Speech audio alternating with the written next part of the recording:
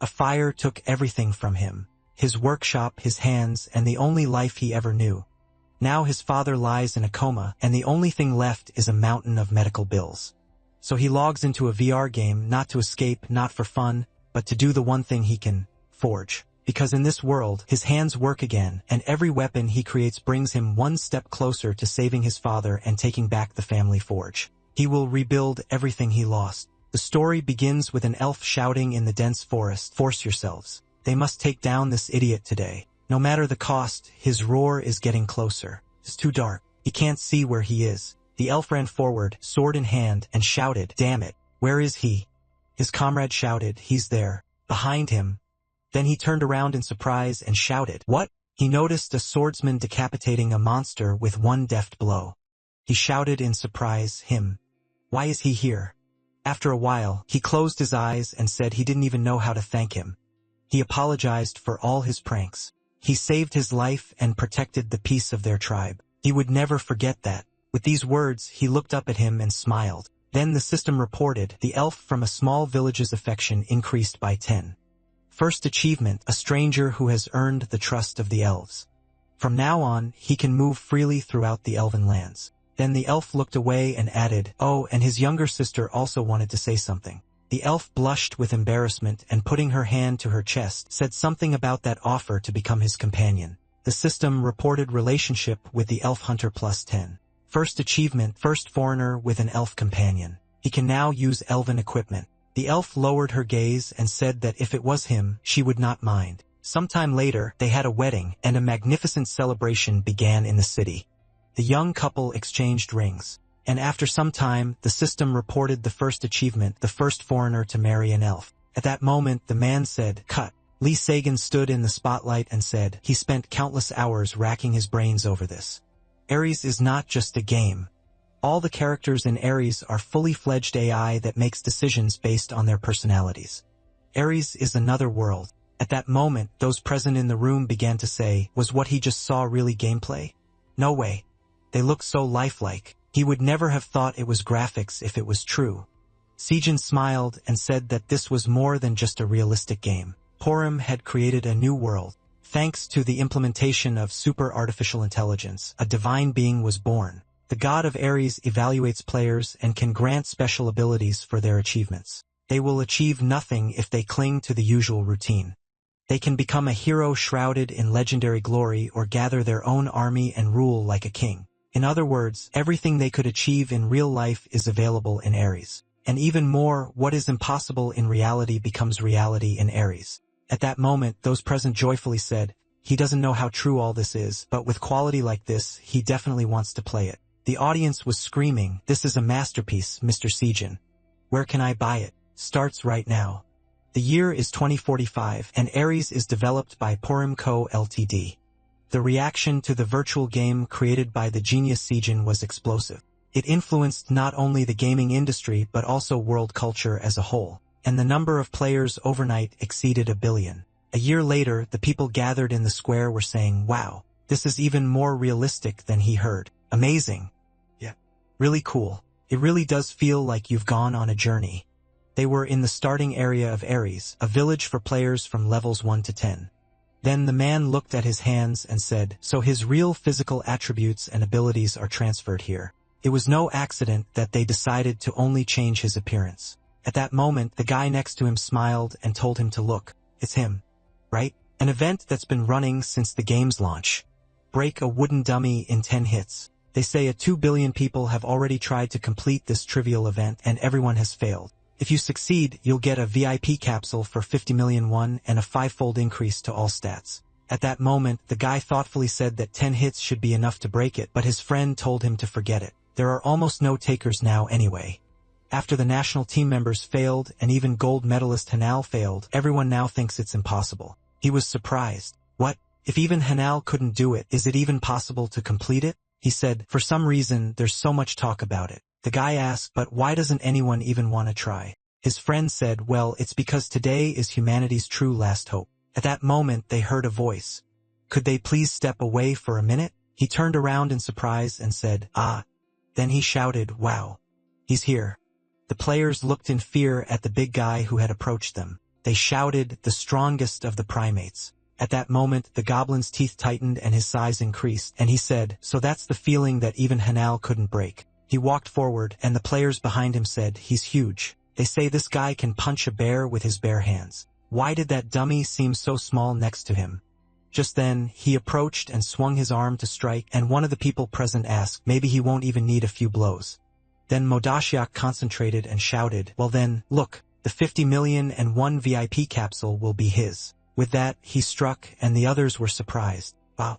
The dummy flew a meter away. Will it really work this time?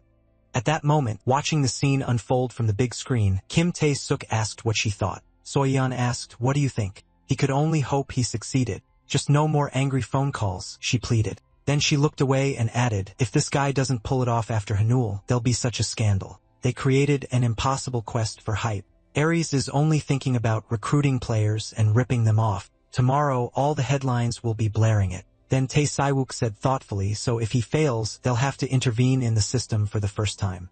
But would the director agree to that? Soyeon turned around and clenching her fists shouted, the team leader, will have to do this. He said, him, a regular team leader. She shouted, she doesn't know. If it doesn't work out, she quits. At that moment, Madasiak said in surprise, unbelievable. A system window appeared in front of him saying the mission had failed. He should try again next time. He desperately sank to the ground and declared that he had failed. At that moment, Tae-suk covered his face with his hand and declared that they were finished. And so Yun slung her bag over her shoulder and said that they needed to get out of here before they were inundated with complaints. He'd also treat her to dinner. He walked forward and said that if he paid for dinner, she wouldn't quit. She replied that they'd see what was on the menu, and then she'd decide. At that moment, an employee pointed at the monitors and shouted, hey, team leader. A new contender had appeared. Tae-sik turned around and asked, so does he look like he can handle it? At that moment, the protagonist stood in front of the dummy. And so Yun, adjusting her glasses, said that he was wearing the standard set they give to newbies. This could be changed by killing just 10 first-level monsters, but the weapon looked like it was purchased. Many had already tried to get by with donations, but nothing worked. The worker apologized. He'd said too much.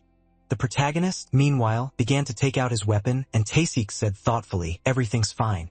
He himself sometimes wondered, what if? Well, he'll be back after dinner. At that moment, they walked forward, and then he turned around in surprise and asked, what? What was that roar? The next second, his face changed with surprise as he noticed on the screen how the dummy had split in two with a single blow. The system announced a worldwide message. Congratulations. He was the first player to destroy the wooden dummy. All stats, +5. Fame, +200. Noticing this, Tae-sik dropped his glass of drink and said, crazy. What just happened? Who was that? Is there really anyone left with such abilities? Soyeon, also perplexed, looking at the monitor said, no, Madasiak was last. Looks like an ordinary person. Tae-suk was surprised. She should wait. This sword, she should check the rank of this. She sat down at the keyboard and said, 1 second. Then she looked at the monitor and was surprised. She looked at Tae-soo and said, team leader, the result is somehow strange. He shouted, and of course, and it would be strange if it was ordinary. She answered, right, but it's an epic rank. A system window appeared in front of them which said Daylight Rank Epic. Durability 3000 out of 3000. Attack power 143. Limit none for creators. For everyone else, level 40+. Tae-sik, sweating in surprise, thought epic. Who is this guy? Who is he really? Not long before, MC thought the ringing of metal and flames that seemed to burn through everything around. The ringing of metal. He approached the man and said, Father. He extended a trembling hand and said with tears in his eyes, he's back. He pressed himself against the man's back and said, Father, he will protect him. In response, he said, his son, he's still burning. It's hot here. The next second, his body burst into flames, and the protagonist fell to the ground, stretching his hand forward and shouting, Dad, he has to get out of the fire. Hurry, Dad. But he only said, it's hot. In the present, the MC sat up abruptly in bed, sighing loudly, a tear streaming down his face, and he thought that dream again. Sometime later, the lobby of Oo Hospital, Seoul, South Korea. Kim Ji-hoon sat at the table and looking at the tablet screen said, wow, these fools still have hope. He said that force alone would not be enough to break this wooden dummy. Then the protagonist approached him and lowering his mask said, hey Ji-hoon. He turned around and smiling asked, oh, he's already here. He asked, "What do you mean? Already here?" He asked me not to call him daytime. He replied, "Damn it, what was he supposed to do? He's always busy with his shift in the evenings, and he can't go to his father's room either." Then the protagonist sat down at the table next to him and asked, "So what's wrong?" He asked, "Isn't he hot?" Then the protagonist lowered his mask and asked, "Is he tired of living?" In response, he apologized and showing the tablet said, "Okay, they'll get down to business. He's heard of Ares, right?" He specified Ares. He asked what? He shouldn't say he doesn't know. It's the most popular game right now with cool AI, but whatever. Anyway, this game has an event for newbies. No one has completed it yet. The best players failed. But if he completes it, he'll get a VIP capsule for the game for 50 million won. He asked and Jihoon smiled and suggested he give it a try. He said it himself, 1 billion people have failed. Does he think they can do it? He put the tablet on the table and said, "Of course. It won't be easy, but it's possible. Because if there's one thing he has a chance of doing, it's defeating this wooden dummy." The protagonist looked at him silently and then asked, "What does that mean?" After a while, they approached the capsule and MC was surprised. "What is it?" Jihoon pointed at the device and said, "His best friend got a standard capsule for Ares. Costs a whopping 10 million won. He shouted in surprise. 10 million won. He replied, "Yeah. They say standard capsules have about 85% synchronization, but that should be enough for the game. Right?" The protagonist, still surprised, asked, "So expensive and 1 billion people are playing this?" Jihoon looked at the capsule and said, "It's worth it. If everything goes well, the rewards will pour in. You can even trade real currency there now. So everyone's fighting." Then he opened the capsule's lid and said, "Okay, enough talking. So are they going to go?" He tried it out a bit before he could finish speaking. The protagonist clenched his fist and said, "Hey Jihoon, where did he get that?" He turned around slightly and asked, "Is it that important now?" He should think about how much they could make from this. He asked, "Is there a guarantee they'll make anything at all?" What kind of crazy idea had he come up with? He chuckled. What a crazy idea. It's an investment. He said he had a chance. The MC was indignant. A chance for what? What was he even talking about? He replied he should listen up. Ares has a blacksmith glass. Cool, he pointed at him and added, Kang Hyun-soo. He needs to remember who he is. He's the only son of a world-famous blacksmith and his only heir. With his skills, that wooden dummy is a piece of cake. He replied that he understood exactly what he was getting at. Then he took off his cap and said that he didn't show what was inside him. After that incident, even he, right? That's what's happened to him now. Honestly, he's in no condition to try anything. He remembered how during a huge fire, he ran forward, stopping near the flames and noticing a man lying on the ground. He cried out in fear, "Father." He rushed towards him, then lifted him up and shouted that he must hold on. "Father." He lifted him onto his back and then with tears in his eyes, walked forward continuing to shout, "Father." He thought that day took everything from him. He barely survived, but his father never woke up and his family didn't have the money to pay for his treatment. Then he worked part-time at a construction site and one of the workers looked at him and shouted, "Hey. Hey there." He heard him swinging a hammer. He should help from behind. For 10 years, he followed in his father's footsteps. With that hammer, he forged countless items, but now he can't even do that anymore. He dropped the hammer with tears in his eyes and said, "Damn." In the present tense, his hand twitched, and he said, after that day, he can't even use his right hand, let alone forge. Now even ordinary work is difficult for him. Then he put the cap on his head and added, he should listen. He knows that he meant well. He will deal with his own problems, so he should take this and return it. He put his hood on and walking in the opposite direction said, he shouldn't throw 10 million and one down the drain. Idiot. Okay. It's time for him to go to his part-time job. He went. He walked to the door and Jihoon said that he was the idiot, not him. Did he think he didn't know that he was trying his best to pay the hospital bills? And how long can he go on like this? Okay, they will admit that he can live like this forever. But what about his own life? Is he really going to be crippled forever? He tells him this will fix everything. The treatment costs about 1 billion and won. Right? Of course, it's a lot of money, but that doesn't mean he can just give up, right? He added irritably through his teeth. The him he knew before wasn't like this. He said he wanted to be a blacksmith for the rest of his life. He could become one. He said he was taking on these measly 10 million. He should listen to his friend at least once. Please, Hyun-soo. Can't he try at least once? He won't run into trouble anymore. They should try once, right? At that moment, the protagonist remembered his father's words, and yet it was still hot. He let go of the door handle, then looked at his trembling hand. After a while, he returned to the construction site and, walking forward, thought that Jaehoon had only filled his head with all sorts of nonsense. He needed to focus on what he could do now. He needed to earn money for his father's treatment quickly. Then he looked in surprise at the man forging iron and thought the loud ringing of metal echoed in his heart. And in the end, he still came here. The clanging of metal had brought him here. He remembered his friend's words and opening the capsule's lid thought the flame that seemed to burn through everything around him, that familiar clanging of metal. He would hear it again, father. After that, he plunged into virtual reality. A system window appeared in front of him. Welcome to the world of Aries. Character creation begins. Please enter their nickname. He said, Hunsu. The system reported, the nickname Hunsu has been created. Character customization begins. MC turned around in surprise and shouted, What? The system reported physique analysis. He looked at his hands in surprise and said Scar. The system reported analysis complete. Continue with his appearance. He confirmed his choice and the system window said character creation complete. Searching for a server. Then the protagonist clenched his fist and said, Well, here's Jaehoon. He thought it wasn't just that the scar had disappeared. The strength in his right hand had completely returned. He said, It seems he owes him 10 million won. Looks like it. He placed his hand on his chest and added, I'll have to work hard to repay him. Then the system announced that he would be summoned to a random territory. Transfer to the beginner's area. Bardenlands, Lens Forge. At that moment, a man inside the building, breathing heavily, threw a towel over his shoulder, then put on gloves and said, I will never give up these damn instructors. They must wait. He will erase their arrogance. He will forge a sword better than that idiot's.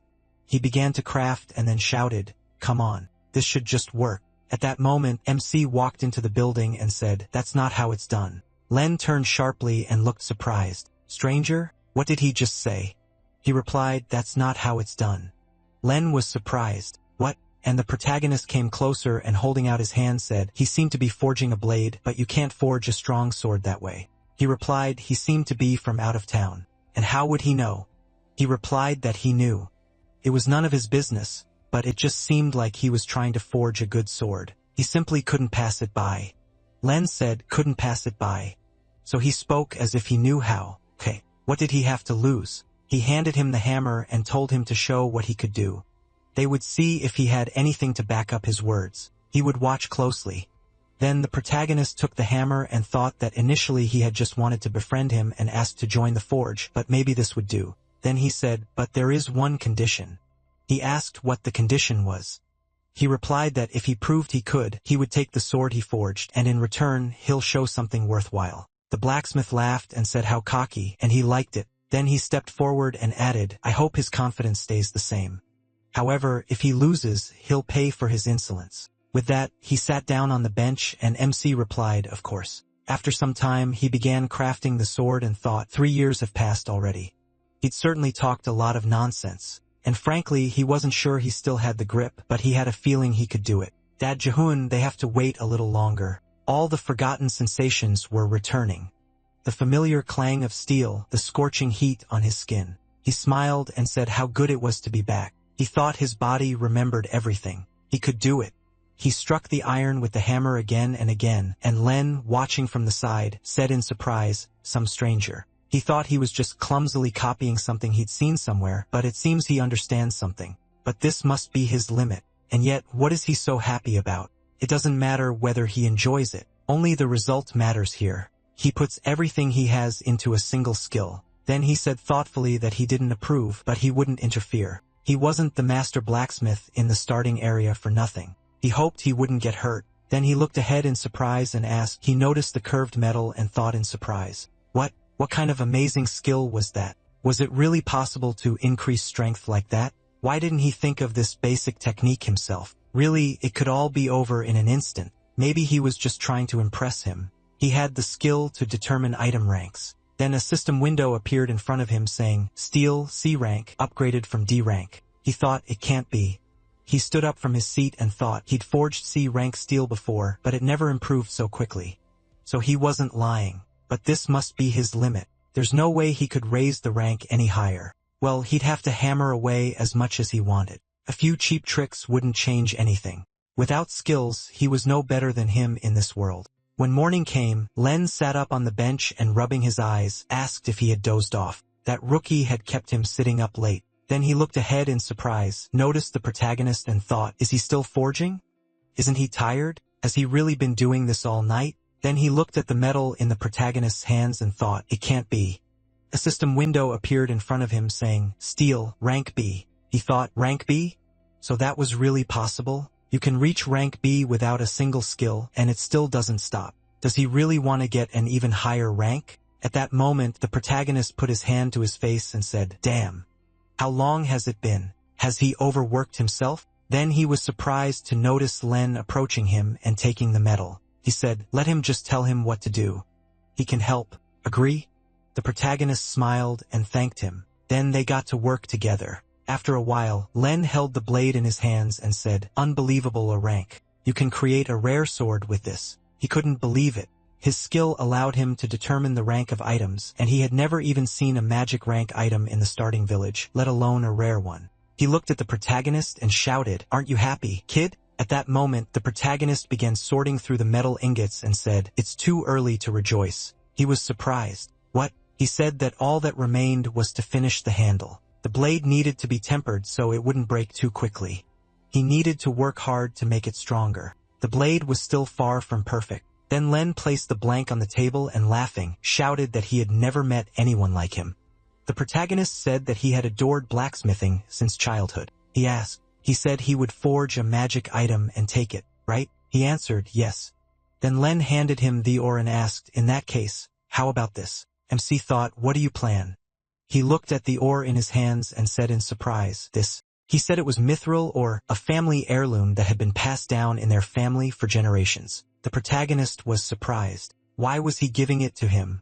He answered, thanks to him, he learned a lot. Now he wants to learn even more. Besides, this ore is beyond his capabilities. He wants to see what kind of sword he can forge from it. Then MC looked at the ore in his hands and thought, mithril or something that doesn't exist in the real world. Will he be able to forge an item from mithril that he's only heard of in legends? He's never worked with anything like that, so it's risky. Then he looked at the blacksmith and asked, how could he refuse? He shouted. He knew he would say that. He wouldn't mind if he learned from him too. He replied, of course, especially after he gave him such an incredible thing. Len asked, then can he call him master? He will even address him formally. He replied, no need. He is old enough to be his grandfather, so he is embarrassed. In response, Len laughed and said, age is just a number. He is asking. He should take him as an apprentice. He replied for him to forget. He will not use mithril. He shouted, no. He must wait, stranger. A month later, the protagonist swung his sword, cutting the dummy in half. System window appeared in front of him, which said Daylight Epic Rank. Durability 3000 out of 3000. Attack power 143. Restriction, none for the creator, level 40 or above. Special stats, strength +6, agility +7, defense versus undead 8%, attack speed +15%, critical hit chance 25%, passive skill, swift blade, active skill, sturdy sword. Description, a legendary sword crafted by a skilled craftsman never found in the starting area. At that moment, the protagonist wiped the sweat from his face, and a system window appeared in front of him saying, Hansu, level 1, class none, strength 35, agility 37, HP 33, agility 19, intelligence 19, speed 353. Then everyone present began to be amazed. Wow. So he got to Ares and immediately went to the forge, got some mithril, created a sword, and completed the mission. Right? In the control center, Taesik folded his arms and said, actually, this is simply amazing. Soyeon looked at the keyboard and asked if he should focus on work instead or if he was facing a demotion. He took a sip of his drink and said he just decided to take a break. There was no more information about this guy. Soyeon looked at the monitor and, placing her finger on it, said, Hyunsu is 23 years old, currently lives in a studio apartment. He logged in to the account from his friend's house. Taishak looked at her and shouted in surprise, hey, she found something? She's the best. She said they already knew about what happened at the arena. She was just reading the personal information from his application. He asked if the application had arrived yet. He hadn't contacted them, so he didn't think he would accept it. She replied, it just arrived, but he asks that his real identity be kept secret. He was surprised. What? Hiding? She adjusted her glasses and said, right, he's extremely persistent. Why is that? And then she looked at the monitor screen and said, well, if rumors spread, it would be impossible to escape the spotlight in real life. Taesik added, well, he has his own reasons for not wanting to be the center of attention. And where is he now? So Yun said thoughtfully, well, I think he just entered the training center. At that moment, the protagonist opened the door and walked inside, and Rel Sun, the instructor of the hunting training center, said, hey kid, the real monsters will come out of here. He sees his level. A level 1 player doesn't stand a chance. He doesn't want to waste his time, so he should get lost. He folded his arms and told him to catch a few rabbits in the area and come back when he's ready. Then MC took off his hood and thought, doesn't he see his stats? He said he'll try not to waste his time.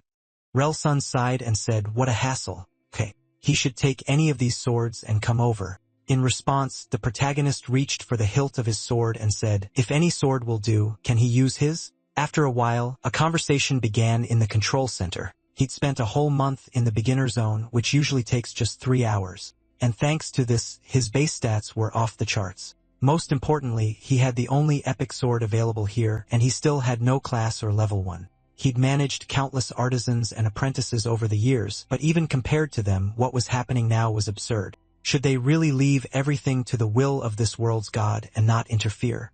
Just trust this super AI called Ares? Sejin looked at his laptop screen and asked if he was worried about this too. Team lead Taesuk. He was currently at the Barden beginner hunting grounds. He probably had no idea that a legendary class offer was waiting for him. In the present, Rel Sun frowned as he looked at the protagonist, thinking, this boy, he wants to use his own sword. Then he said, a blacksmith's blade. He thinks he's a blacksmith? Then he smiled and said, what a pathetic fool to trade his future for such a worthless profession.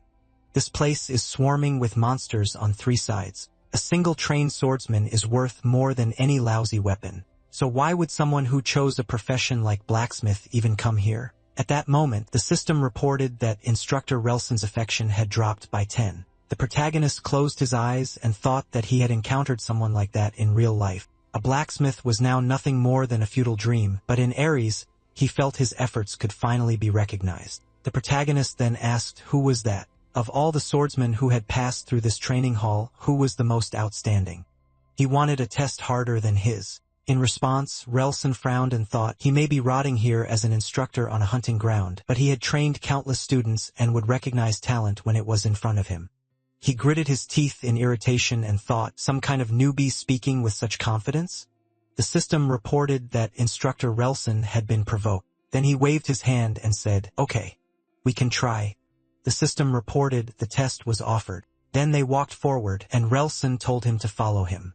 His job is to teach newbies the basics and test them. But for all the few who show real potential, he gives a special test, a test of the 3rd stage. The next second, the dungeon bars opened and several swift 6th level goblins came out. Relsun asked, was he sure? Since he insisted on such a reckless challenge, the punishment would be appropriate. If he failed, he was not to appear here for a week. He will hunt rabbits. Did he understand? In response, the protagonist asked, is the 3rd stage the final test? He asked. The protagonist slung his sword over his shoulder and said that he would like to go through it all until the very last stage. Relsun, still angry, thought, take his training so lightly. This boy is testing his patience. Then he reached for the chain and shouted, so good. You'll see how he handles this. The next second, the grate began to rise, releasing the final 4th stage of the trial, a monster. A mad level 15 goblin ran forward swinging his swords. MC looked at the monsters and thought, almost no one in the entire world has passed the 3rd stage, and no one has passed the 4th stage. He pointed his sword forward and prepared to attack, then blocked the goblin's attack. The next second, the monster leaped upward and swinging his weapon. The protagonist thought any blacksmith should understand this. He concentrated energy in his weapon and then swung for a strike, and the system reported daylight active skill. Durable sword increases physical attack by 52% and defense by 38% for 40 seconds. He thought the power that this weapon carries. Then he delivered powerful blows and thought there is no weapon here that can surpass his sword. The system reported that the swift goblin had been defeated. Then he looked forward in surprise, noticing a weapon approaching him. He jumped sharply to the side, but the blade slashed across his torso. Relsun, watching what was happening, folded his arms and thought he knew it. A critical hit instantly.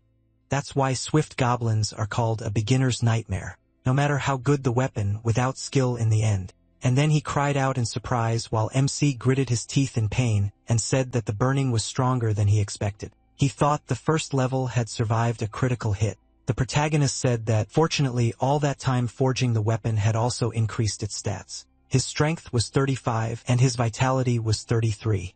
He thought his strength and vitality were fine, and Relson thought this is not the end. The real danger begins now. The Mad Goblin. At that moment, the monster charged at the protagonist, unleashing spikes of madness. The protagonist began to dodge, frowning and backing away, and the system reported a status anomaly, dizziness. The status anomaly, decreased vision. MC closed his eyes, and Relson said, "This boy is impressive, but this is his limit. This is where it ends." The next second, several goblins leaped to attack the protagonist. He held his sword in front of him and thought, "I must concentrate. Trust the weapon he had created and simply do what it could." He then struck, and the system reported the epic rank passive skill, Daylight Swiftblade, increases attack speed by 1.7 times for 1 second. The protagonist then rushed forward, cutting through several monsters in his path and thought that with this, he could overcome the level difference. At that moment, those watching were perplexed and MC landed. The system reported the Mad Goblin defeated. The Swift Goblin defeated. Then Relson smiled and thought, "This boy, he did what no one else could." He walked forward and said, his blows looked crude, but each swing revealed the true power of the blade. He must have dabbled with a sword before. The protagonist smiled, looking at him, and said that he simply understood that a blacksmith should be able to wield the weapon he creates. Nothing more. At that moment, the system reported, Relson had an epiphany. He closed his eyes and said, "These muscles, the scars on his arms, I understand. So this is what he is, a true blacksmith." He apologizes for his earlier rudeness. The system reported, Relson's sympathy has reached its maximum. Then he asked, will he listen to his proposal? He says this because he sincerely respects his talent. Has he ever thought about becoming a Mad Lord? The system reported that a strike class was available for the Mad Lord class change quest. At that moment, Taesik cried out in surprise. What? Something impossible was happening and offered to change classes to a Mad Lord, a class that even surpasses the epic Mad Knight. Soyeon said, that alone makes him a special second-class player. Taesik said, that's good. That's very good, though. He thought accepting the class change quest would mean cutting off his own path back. At that moment, Relson spoke up. The Mad Lord commands hundreds of Mad Knights. Will he become the guardian of this world? What will he say? He doesn't throw around offers like that. With his talent, he could become the king of knights. MC replied that he appreciated it, but he had to refuse. He's a blacksmith, not a knight. Relson said he really is magnificent. He smiled broadly and added, truly magnificent. The protagonist thought he'd never pick up a hammer again, but here in this game, he felt it. His life as a blacksmith was starting anew. Then the system announced a hidden quest, meeting the Lord. The goal was to meet Lord Vance. Relson then handed him a scroll and told him to take this letter of recommendation and go to the Lord's castle. Someone worthy of such an outstanding blacksmith awaited him there. And as a reward for the challenge, he was to take the armor once worn by the Mad Lord. It was broken and had lost its properties, but he believed he could find a use for it. He must prove his worth there too. He must do what no one else had ever done. He believed he could do it. In response, the protagonist awkwardly scratched the back of his head and said he would give it his all. Meanwhile, Soyeon looked at the monitor and said that user Hansu had outdone himself after all. Taesik sat next to her and said, yes, the spark of hope hasn't died yet. The pinnacle of blacksmithing, the path to becoming a blacksmith god. After a while, MC thought the training grounds are clear. The entrance to the village. The main quest has been completed. The training is finally over. Now, after all, it's finally beginning. In the real world, he took off his mask and said, but not before. The system reported that he had logged out of the game. He said, yeah, right? He thought he had enough to do in real life too. He looked at his zero balance and thought that he'd gotten used to the game. But first, he needed to pay his father's hospital bills for the month and calculate their living expenses. Then he noticed an incoming call from Jihoon. He answered the call and his friend asked if he'd cleared the training grounds. He was too busy with work to bother logging in. The protagonist replied, yeah. He just took the quest and arrived at the village. He asked, really? Cool. Now the auction house is available to him. He should go there right away. He thought in surprise, an auction house? He said that equipment and items needed in the game are created and sold at the auction house for gold. 10 gold is 10,001. The trade here is so good that many people make a business out of it. That's why he dragged him to Ares. He smiled and asked, do you know what he realized while playing? He had never seen anything cooler than the swords he and his uncle made. That's why he said that with a VIP capsule and a 99.9% synchronization rate, it would be even cooler. And now they must flood this world with the works of the greatest blacksmith. The protagonist smiled and thought, there he is. Then he closed his eyes and thanked him. He started eating and thought, yes. Now his path is clear. He needs to focus on crafting and quests to earn gold. To do this, he will have to watch his stamina. It's nothing compared to real forging, but the game still takes a lot of effort. He ran along the path and thought, he should wait a little longer, father. He would definitely help him wake up. After a while, the system announced the entrance to the world of Ares, entrance to the village territory, access to the auction. He must enter the name of the shop to list items. The protagonist pointed his hand forward and said Hyun's Forge. The next second, he found himself in front of a huge building, and the system announced that Hyun's blacksmith shop had been created. From now on, he could use the auction anytime and anywhere. He looked at it thoughtfully and wondered what to list first. Besides the Gwangmyeon, he only had one prototype which he forged in the forge. This one was of rare rank. The average price for swords of a similar level was around 100 gold. A system window appeared in front of him stating the item was Hun's first sword. Class, rare. Restrictions, levels 1 to 30. Attack, 36. Durability, 1000 out of 1000. Special abilities, +2 strength, +1 dexterity. Active skill, quick draw. Description. The best sword available to a level 1 user, crafted from the crudest materials. MC said Jihun said not to set the price too low. Maybe a 100 gold? Then he set the price and said, I hope there's some good news. While he waits, he'll find out more about the village. At that moment, players noticed the auction and started discussing whether it was created by a player without a class. Unusual. And yet, why is the price still rising? Then user Blam wrote, Deputy Guild Leader, has he seen this one before? Isn't that crazy? Golden Shield Guild. They say the creator of this sword is a level 1 user without a class. Everyone is shocked because he made the best sword from the simplest materials. Moreover, they say it can even be improved. The Vice Guild Leader said, well, the worse the material, the lower the chance of success. Blame replied that he must have used materials of the same rank, so he saved even more. He wrote that with such a small investment, it will last until level 50. Whoever he is smart. He replied he even gave it a name, the first sword. This is the first collectible from the creator. With some mastery at level 1, that in itself is valuable, right? He asked. Valuable? He replied that they will gain prestige. After all, they were the first to recognize and buy his work. The Vice Guild Leader wrote that he is a genius. He replied, then go ahead. At that moment, the protagonist closed his eyes and folding his arms across his chest, thought that now that the auction was listed, it was somehow awkward. After all, he hadn't forged for a long time, and even then, he was just getting used to the game. Then he noticed a notification. The item, the first sword he listed, had been sold. Sale completed. Adventurer's log, board, equipment inspection. A magazine appeared in front of him. He asked in surprise, has it already been sold? The pages of the magazine started to turn, and the MC said, but he put it up for 100 gold. How much did they sell it for? Then his eyes widened in surprise, and he shouted, 1,000,001. That's insane. Was the buyer the Golden Shield Guild? There was a message attached to the purchase. Hello. This is Blam from the Golden Shield Guild. They are honored to acquire Hun's first artifact. Their guild's doors are always open to talented people.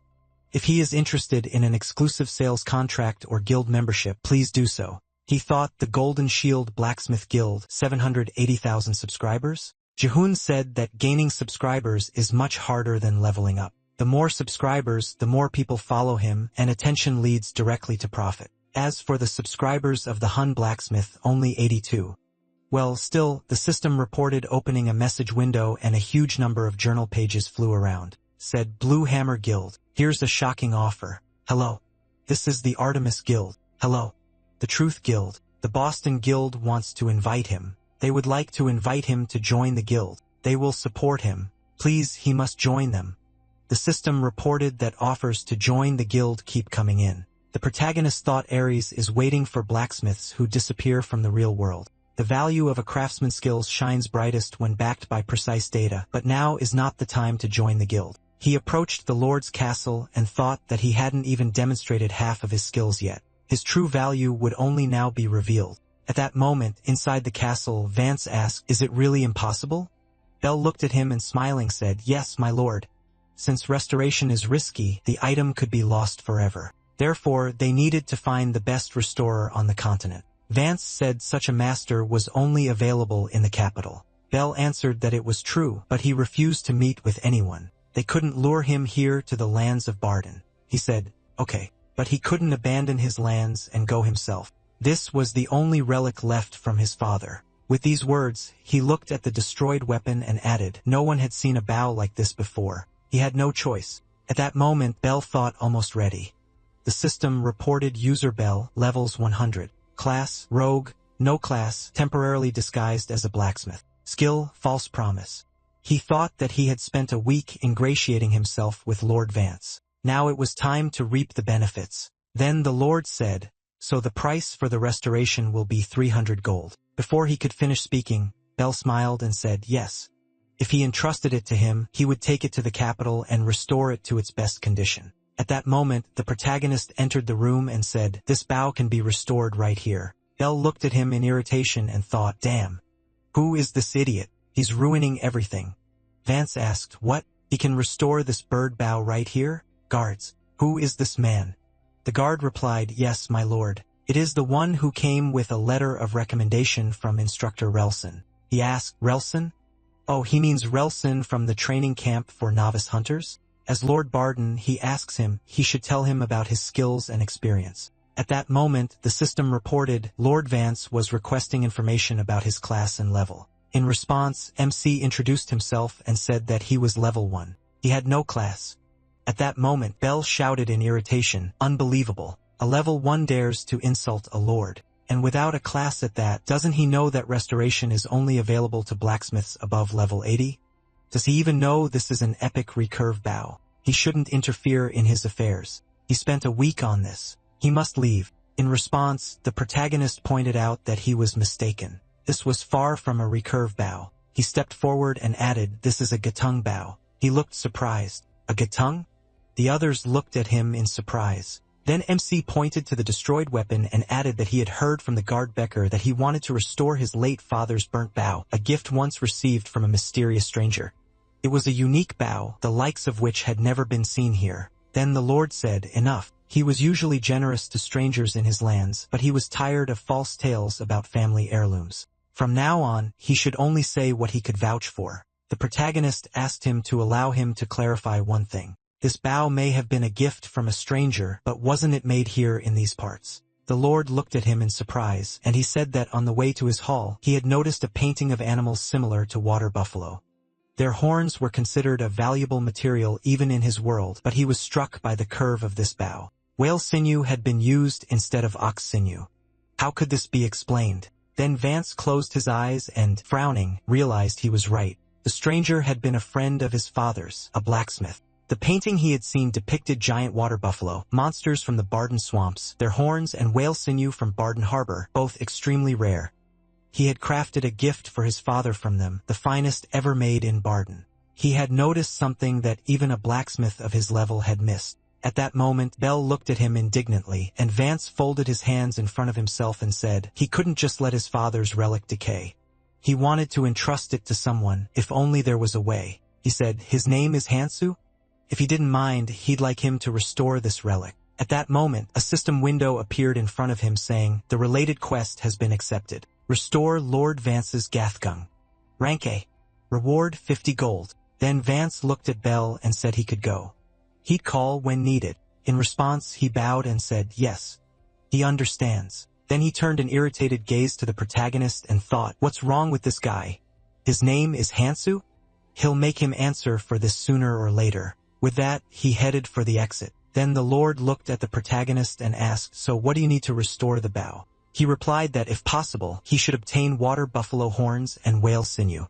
He would also need oak, mulberry, bamboo, and finishing tools. The system responded, and he named all the materials the bow was made of, revealing the method for restoring the gatgong. Gatgong arrow, restoration requirements, level 60. Materials: giant water buffalo, whale sinew, bamboo, mulberry, oak. Alternative materials can be tested. The failure rate during restoration is below 70%. Failure destroys the item. At that moment, MC remembered how in the past he called his father and asked if he could just bend it like this, right? He looked at him and said he told him, Dad can do it himself. Then he patted the protagonist on the head and asked if he really liked making bows so much. His hands were all calloused, but he still didn't give up. He replied that he just liked doing it with him, Dad. He replied that if he tried hard, he would teach him to work with steel when he grew up. In the meantime, he should get used to the material for the bow to feel it in his hands. The protagonist smiled and replied, Okay, Dad. In the present tense, a tear fell from his face, and he thought, yes, Dad. Thanks to the capsule, their destinies crossed here. And with their skills, he can do everything the way he taught him. After a while, he sat down ready to work, and Vance entered the room and smiling said that he would also help. Sometime later, night fell. MC was busy making a bow while Vance helped him with this task. Then the Lord looked at the protagonist and thought, it's not easy to work all day. The strength in his arms is waning, but seeing him so happy gives him strength. As morning came, he thought, and yet to think, they've been messing around with this for a whole week. After that, he lay down on the floor and asked if he could go already. The protagonist answered negatively. He needed help with the frame. The reason he comes here every day, my lord, is because he wants to restore his father's relic with his own hands, right? He smiled and noted that this was true. Then he sat up and said, this bow is the only thing that keeps the memory of his father. And he seemed to enjoy working on the bow. He looked down and replied, yes.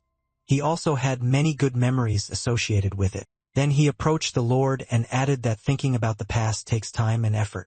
He extended his hand, and he replied that he understood. So day after day passed, and on the last day MC said, finally the archer's gakken is ready. A system window appeared in front of him which stated the status. Rank Epic Archer's Gakken. Durability 3,500 out of 3,500. Attack 253. Requirements Level 60 Special Property. Dexterity plus 9.5%. Accuracy plus 2%. Drawing Speed plus 77%. Failure -1. Passive Victory Packers, Laces. Active Triple Shots, improved model, more powerful than its original form. After some time, Vance approached the statue and asked, Father, can he see? The mysterious stranger had given him this bow. The protagonist looked at him and asked, My lord, why doesn't he try the bow in his hands? He should see if it felt the same as in his memories. Vance then drew back the bowstring and fired an arrow, hitting the target dead center. He then said, it's not the same. The protagonist asked in surprise, and the Lord smiled and said, it's much better than before. Then the system reported that the bow restoration quest was complete. He had achieved a result above 100%. His relationship with Vance had reached its maximum. Then the Lord thanked him and said that he could now fulfill his duty with a clear conscience. But the promised reward seemed too small due to his work. So in addition to 2,000 gold, he was giving him free use of the forge. The system reported that the quest reward had been increased due to his phenomenal success. The protagonist thought in surprise, 2,000 gold. That's 2,000,001. More than enough to cover all expenses until the next expedition. Then Vance added, by the way, has he ever considered learning swordsmanship? He held his sword out in front of him. He then added, before he became Lord of Barden, he was a swordsman. The highest art of swordsmanship. It's the secret art of the Prime Kingdom, a technique that pacified countless monsters attacking from all sides and brought peace to Barden. He was undoubtedly a natural-born blacksmith, but he also saw something else in him, a talent for swordsmanship. In addition to what Instructor Relson had written in his recommendation, seeing his personality convinced him. Excellent physical fitness and lightning-fast reflexes when handling tools. Incredibly deep knowledge and understanding of all types of weapons. On top of all this, he would share with him a piece of his swordsman essence. A system window appeared in front of him stating the task, fencing training. Rank B, reward excellent swordsmanship. He must reach 80% mastery to gain the skill. Then he came closer and said that they were running out of time. He shouldn't fall behind. If he worked as hard as he did in his workshop, it would be more than enough. And MC thought, well, it looks like he'd received an unexpected gift. And so a busy month flew by, creating his own GAT gun, restoring the rusty armor of the Mad Lord, and then sword training complete. After some time, Vance asked, was he leaving already? The protagonist sheathed his sword and confirmed it. Then he said that thanks to him, he was completely ready. The Lord asked where he was heading now. He looked at him and said that now he thought it was time to get a real profession. Vance added that if he ever needed midnight, he could always come here. After that, the protagonist walked out the gate and thought that he had said goodbye to the Lord. It was time to pack his things before leaving.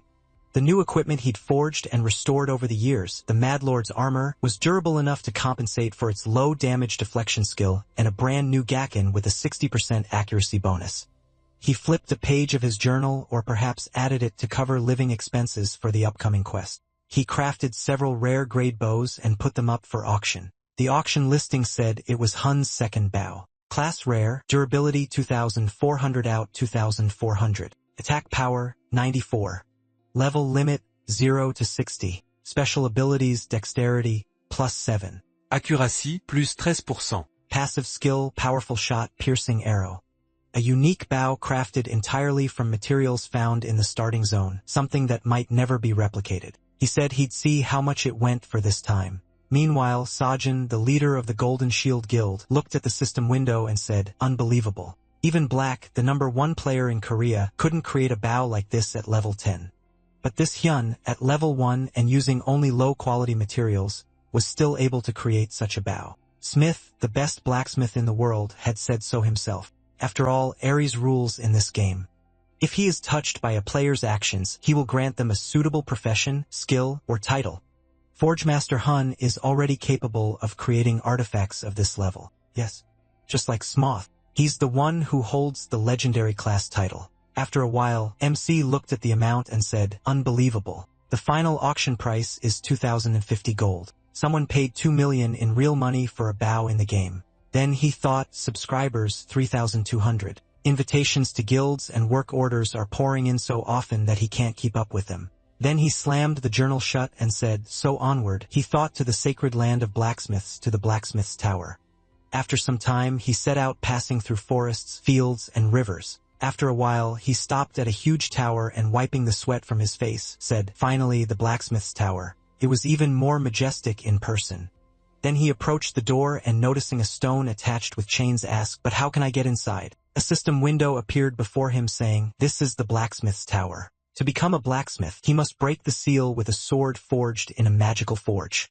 The protagonist reached out to the stone and said, it's a seal like a stone, basalt, some kind of volcanic rock. Then he looked to the side and noticing the door said, a magical forge then. After that, he walked inside. The system informed him that he had entered the magical forge. Here, he can train in the blacksmithing skills required for the trial. Materials and tools are provided indefinitely. Production time is also significantly reduced compared to a regular forge. However, the swords created here can only be used for the trial. The protagonist said, the trial is to break a stone seal with a sword. I see.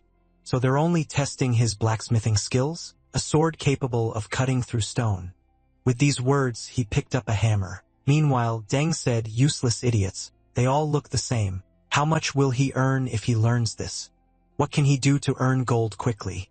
He took a sip of his drink and said, all they think about is churning out junk with their skills. None of them care about the true craft of a blacksmith. He wiped his mouth and added, the way of a blacksmith is already dead. Everyone is here only for gold. He was the master of the blacksmith tower. Then he added, if all he wanted was the title of blacksmith, then he should get it however he wanted. He then poured another shot of alcohol and said that if he just wanted to cobble together a sword and swing it around without a soul, then that's exactly what he'd get. His role here was over. No one would ever cut the sealing stone.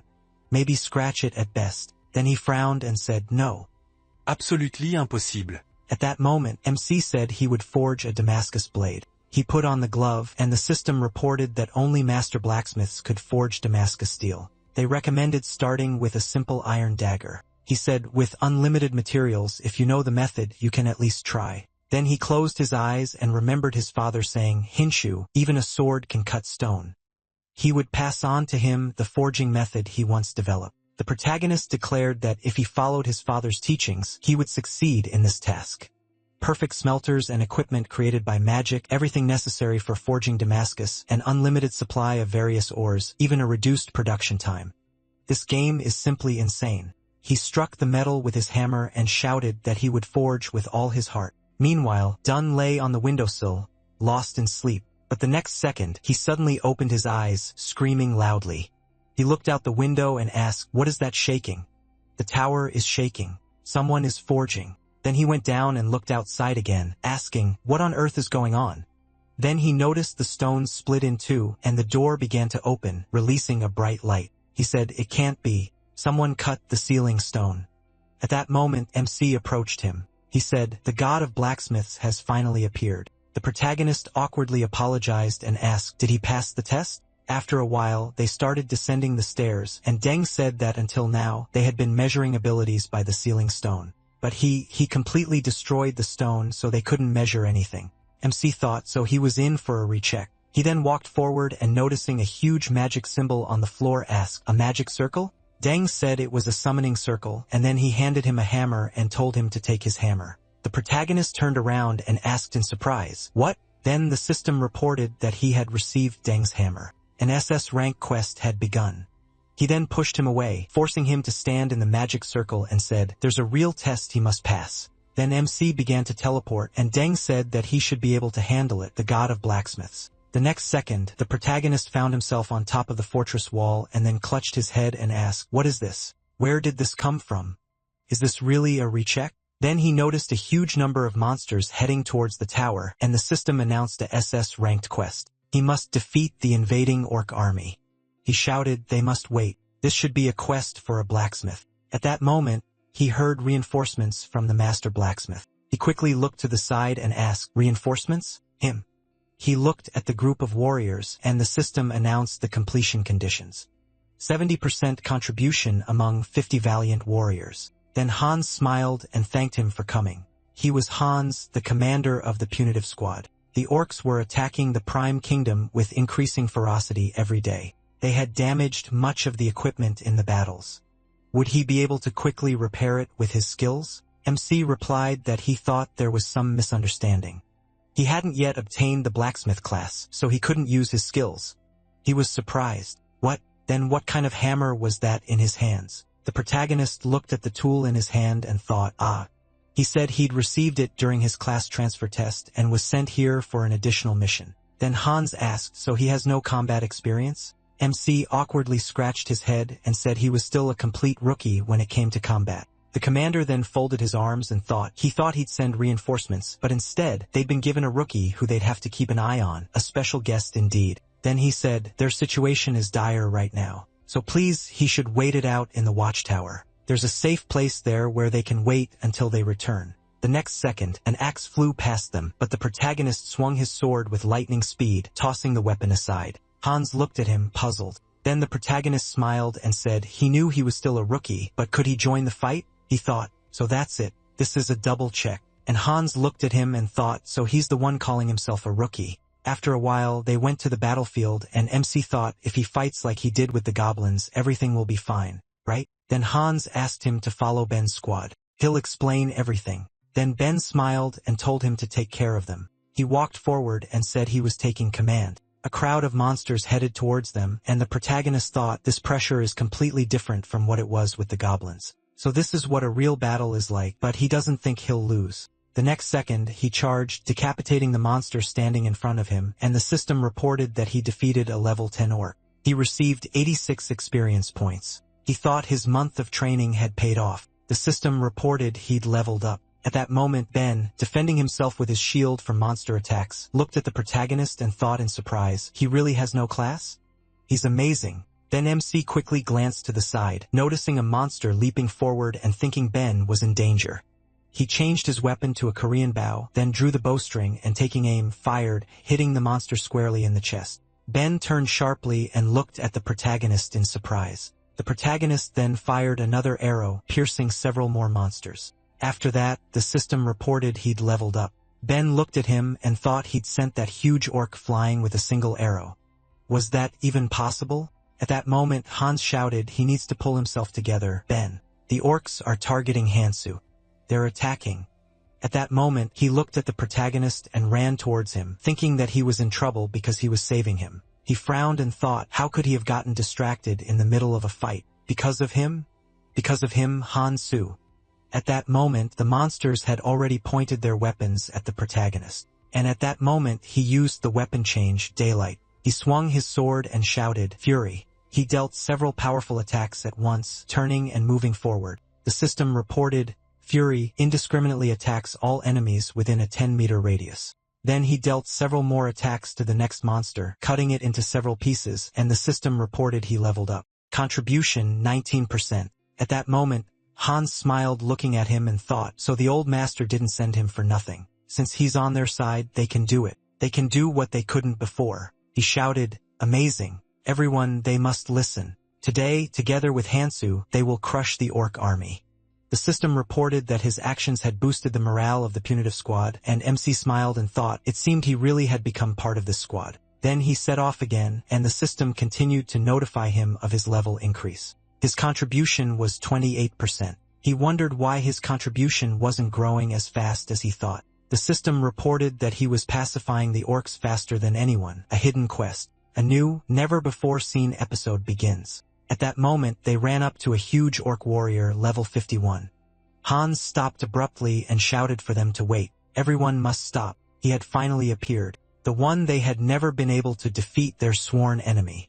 At that moment, the man shouted, Captain, they are surrounded.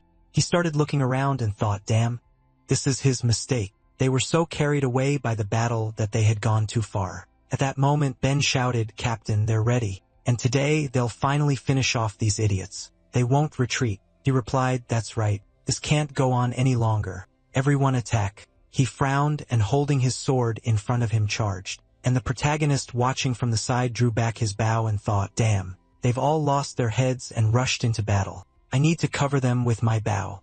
The next second, he fired an arrow, but it bounced off an orc's helmet, and he thought arrows don't penetrate. He said, this Korean bow has properties that increase penetration and accuracy. At that moment, the punitive squad continued to fight the monsters, and MC added, but the orc warrior's skin is as tough as armor.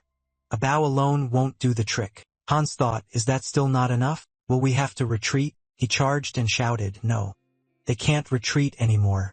But suddenly, the monster swung his weapon, causing the commander's hand holding the sword to fly to the side. He fell to the ground, and the protagonist said in fear, Hans, Captain Hans. Then Ben thought he heard them.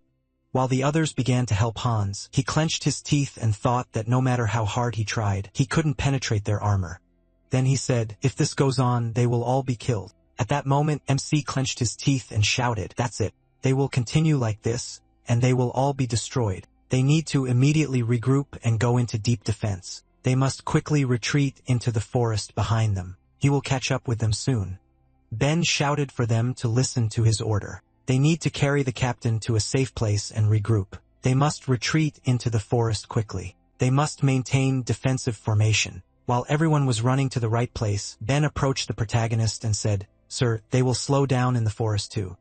At best, it will only give them a short respite. And the protagonist frowned and said, just 5 minutes. They can only hold out for 5 minutes? He answered in surprise, right? They'll hold out no matter what it takes. With these words, he clenched his fist. After a while, MC ran into the forest and thought, does he think arrows can't pierce thick armor? No. He stopped in a bamboo grove and took out his hammer. At that moment, a system window appeared in front of him, which said, Deng's Hammer, Epic. Special characteristics, passive skill, copies consumables, active skill, shortens cooldown. Description. The hammer once wielded by Deng from the blacksmith tower. He thought it's possible. Meanwhile, the warriors rushed into battle, trying to attack the huge monster from different sides. And Ben, holding on with all his might, began to rise and leaning on his sword said, they only have to hold out for 5 minutes. It's only 5 minutes. He clenched his teeth and added, they will not retreat. They will never retreat. The next second, the warrior raised his weapon, and Ben held his sword out in front of him, then turned around sharply. But at that moment, a huge wound appeared on the monster's neck, and it began to fall to the ground. Ben looked at this and wondered what was happening. He looked into the distance and noticed the protagonist who fired an arrow. The monster began to scream loudly, and then the protagonist added another arrow hitting the monster in the back of the head. Then he added and prepared 3 more arrows, and Ben shouted, Mr. Hansu. MC was holding a Han Pai Yongjin, a rare one. Attack power, 55. Special ability, piercing power plus 70%, arrow speed plus 60%. Description. Thanks to its short shaft, this arrow flies faster than others and has a destructive force capable of crushing even stone. He thought it was a tonga made of split bamboo. Aegisol, arrows sharpened and then recreated with a Deng hammer. Combine this with a Korean bow. Then the system reported that the Gwakian and Aegisol had been activated. Set bonus. Attack power plus 25%. Strength, 10%. While the warriors defended themselves with their shields and struck with their swords, the man ran forward and shouted for them to fight back. They must give Lord Hansu a chance to attack. They ran forward, and then the protagonist thought the weapon's penetrating power is comparable to a fatal rifle. Then he fired a powerful arrow, hitting the huge orc right in the chest. The system reported that he had defeated the orc warrior. He had leveled up. He had earned the title of Orc Slayer. Attack power against orcs increased by 15%. The orcs now fear him.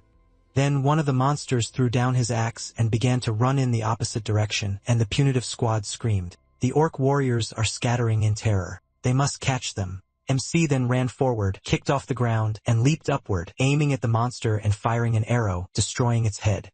After a while, the system reported a rank SS mission, subdue the invading orc army.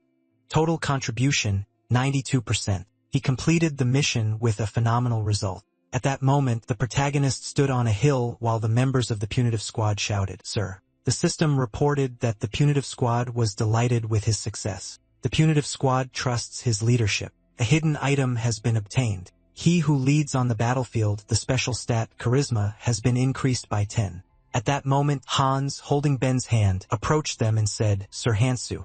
He turned and said, Captain Hans. He smiled and said, they've only been able to defend themselves for so long that he never hoped to live to see this day. Their cherished dream, victory over the orcs. He slapped his chest and shouted, I'm so grateful. Tears welled up in his eyes, and the other members of the punitive squad also slapped their chests. MC followed suit and said he was grateful too. He thought, the extra test is over. He looked into the distance and wondered, now should he go back to the blacksmith's tower? He awkwardly scratched his head and asked, but how should he get there? After some time, the central tower, the blacksmith's hall. Deng said, the blacksmith's tower has fallen into disrepair. All honor and glory goes to the knights. Only those blinded by the lust for gold come to the blacksmith's tower. They need someone with the true soul of a blacksmith, and that's the one who will be worthy of taking up this sword. At that moment, several people stood in a circle with the sword in the center. He added, many candidates had come here, but the prophecy never came true. A prophecy left by the blacksmith god in the distant past. A prophecy that a successor would appear and restore their former prosperity. Coulson asked, and lo and behold, of all the tower masters, only one was worthy of passing the test of the sword. Wasn't it the great Deng? He chuckled and added, but what if the chosen one was just a hoax, gathering everyone, tearing them away from their work only to say they were giving the right to the test to some young foreigner? He was the master of the Bow Tower, the Tower of Blacksmiths. Deng looked at him and asked, Coulson, didn't you read the letter he sent? This is a well-earned right given to the one who passed their test. Moreover, he didn't even change class. But he led the soldiers and demonstrating the mastery of a blacksmith destroyed the orc warriors. One of those present asked, destroyed them? Even without a class? Then Deng said, this test is based on a prophecy. The successor of the blacksmith god will be stronger than all, so this sword will provide the final answer. He thought he would soon see everything for himself. At that moment, a subordinate entered the room and called Deng, reporting that Lord Hansu had arrived in the hall. He said, okay. He was supposed to bring him here. The next second, the protagonist opened the doors and walked forward. Deng said, welcome, stranger. He had passed the test and earned the right to enter the blacksmith sanctuary. Moreover, he earns the right to challenge the sword of space left by the blacksmith god. MC looked at the sword in the center of the circle, and Deng added, the moment he touches the sword, everything will be decided. After that, he will receive a worthy reward. He thought, a worthy reward? After all, he had completed an S-rank additional task during the class transfer test. Perhaps it will be a legendary class? Then Coulson folded his arms and said that he congratulated him. Standing in the sacred place was an impressive sight to display such ingenuity at a critical moment. However, the arrow he created was merely a semblance of a Solinarian. In the end, he was simply lucky. Without this epic rank bow, he would never have passed the test, and now he must obtain it. They will see if luck smiles on him again. Then the protagonist thought, these are the masters of the blacksmith tower, each of them a living legend of Ares. They are elite named NPCs, each with titles and levels that inspire awe. A system window appeared before him saying, Carlson, Bow Tower Master, Blacksmith Tower, level 365. He thought impressive, of course, but he doesn't think his skills are inferior in any way. What if they competed relying only on their own strength without any powers? Then he walked closer and said that he could. Then he looked surprised, and the others froze in anticipation. The sword suddenly shattered into small clots of energy that flew at the protagonist's chest, and he asked in surprise, "What is this?" He started clutching his chest, wondering where the sword had gone. Deng approached him and, smiling, said just as he thought. He laughed loudly and shouted, "So this is what the prophecy comes true. Until now, they've only followed rituals and procedures. If he were a true successor, he wouldn't even have to touch the sword." At that moment, Carlson frowned and thought, damn it, he can't accept this. Then a system window appeared in front of the protagonist with a congratulation. It said, Ares is first god class. He thought, he's not some brat. He's new to this. The system reported that he received the class, Godsmith. He thought, Godsmith, God class, and the first in the entire history of Ares. Then the system reported a unique title of the SSS rank, Godsmith. When crafting artifacts, he is not limited by the level of materials. His mastery increases depending on the artifact type. As a blacksmith, he will become the strongest. The class quest, the sword trial, begins at level 100. Those present began to mutter. The sword had chosen this stranger, meaning, as the prophecy stated, he was the successor to the blacksmith god. The next second, Carlson shouted indignantly. He couldn't accept this. They, the tower masters, were waiting for a great successor who would receive the revelation of the blacksmith god. It couldn't be said that the sword's choice was the will of the blacksmith god himself. At that moment, Deng shouted indignantly, Carlson, the prophecy is immutable. He turned and shouted, this is not a farce. The successor must be recognized by all the tower masters. This is also part of the prophecy. Therefore he, Carlson, the master of the Bow Tower, challenges him, the stranger, to a blacksmith's duel.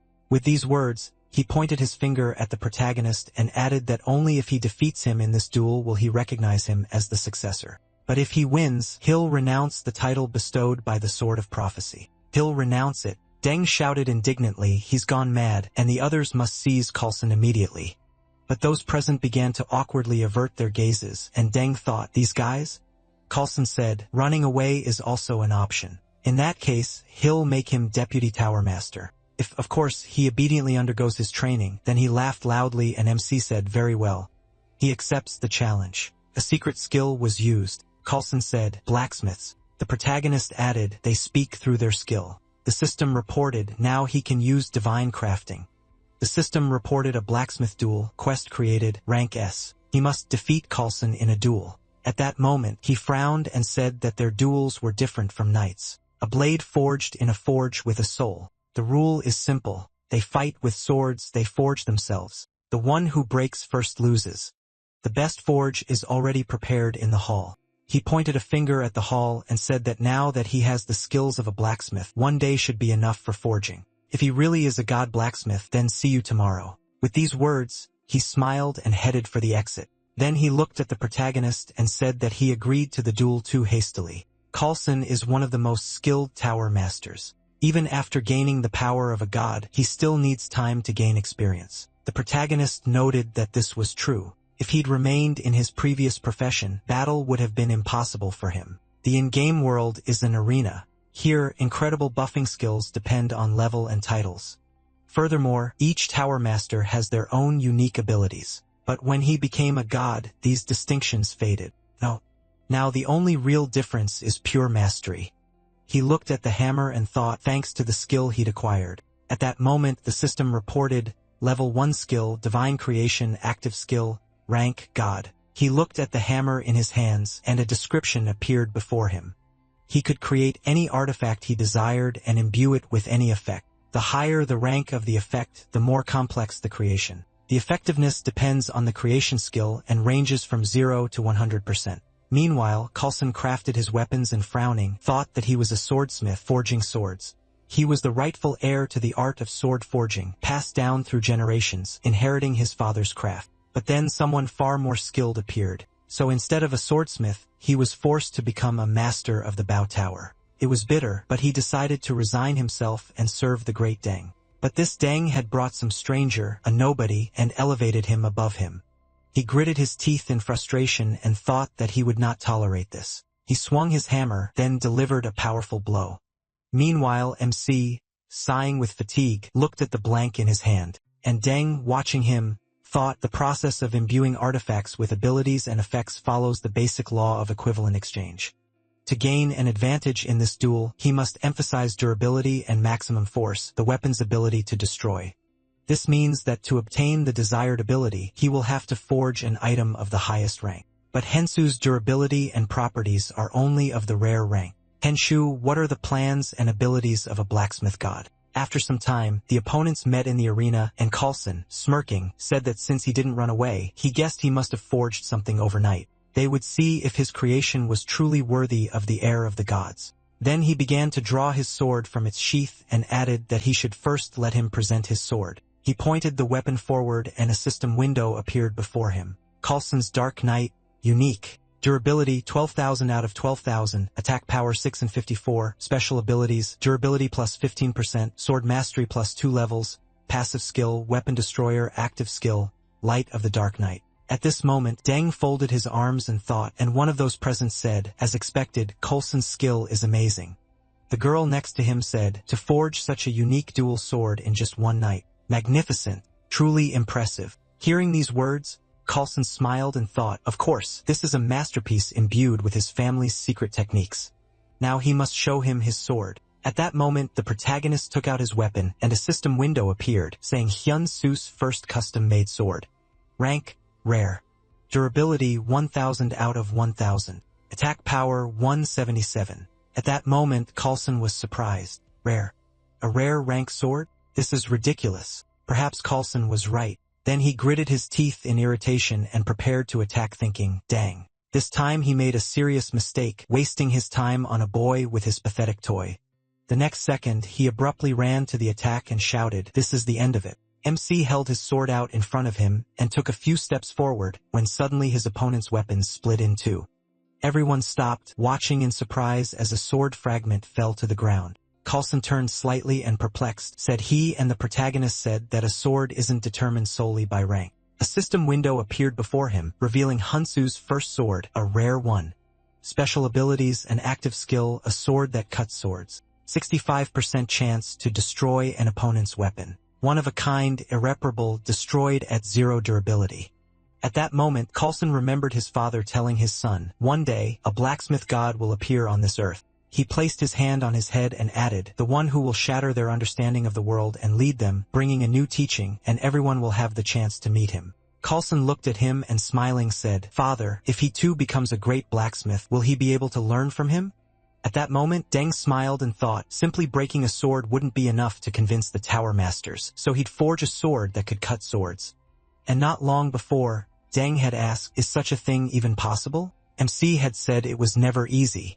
Creating an artifact of the required level always comes down to the blacksmith skill. He smiled, looking at it, and a system window appeared in front of him saying, a special creation of a god. The higher the effect level, the more difficult the creation with efficiency ranging from 0 to 100% depending on the crafting skill. In the present, Deng looked ahead and thought, Hinsu has all the knowledge and skill to bring such an idea to life. At that moment, Carlson had said, a god blacksmith. Could he also dig up such a sword? The protagonist smiled, looking at him and said, the word impossible doesn't exist. Then Carlson began to cry. He dropped to one knee and said, Carlson, master of the Bao Tower, now stands before the blacksmith god. The system reported, blacksmith duel? Quest complete. Carlson then approached the protagonist holding a chest in his hands and calling him, asked him to accept this. For a sire, 500 gold. With these words, he opened the chest and showed the coins. The protagonist looking at this smiled and thought, is this a reward for the quest? Then Carlson held out a scroll and added, and this scroll with the drawing of the legendary Bao. This was transmitted in their blacksmith tower. Then the system reported, he has received the drawing of the legendary Bao, one of the 10 treasures of the blacksmith tower. Then he said, this Bao, he was never able to do it. Pass it on to someone who can become great. That is the true purpose of this. Then Deng closed his eyes and said, now that the god of blacksmiths has finally appeared, they too will start from scratch.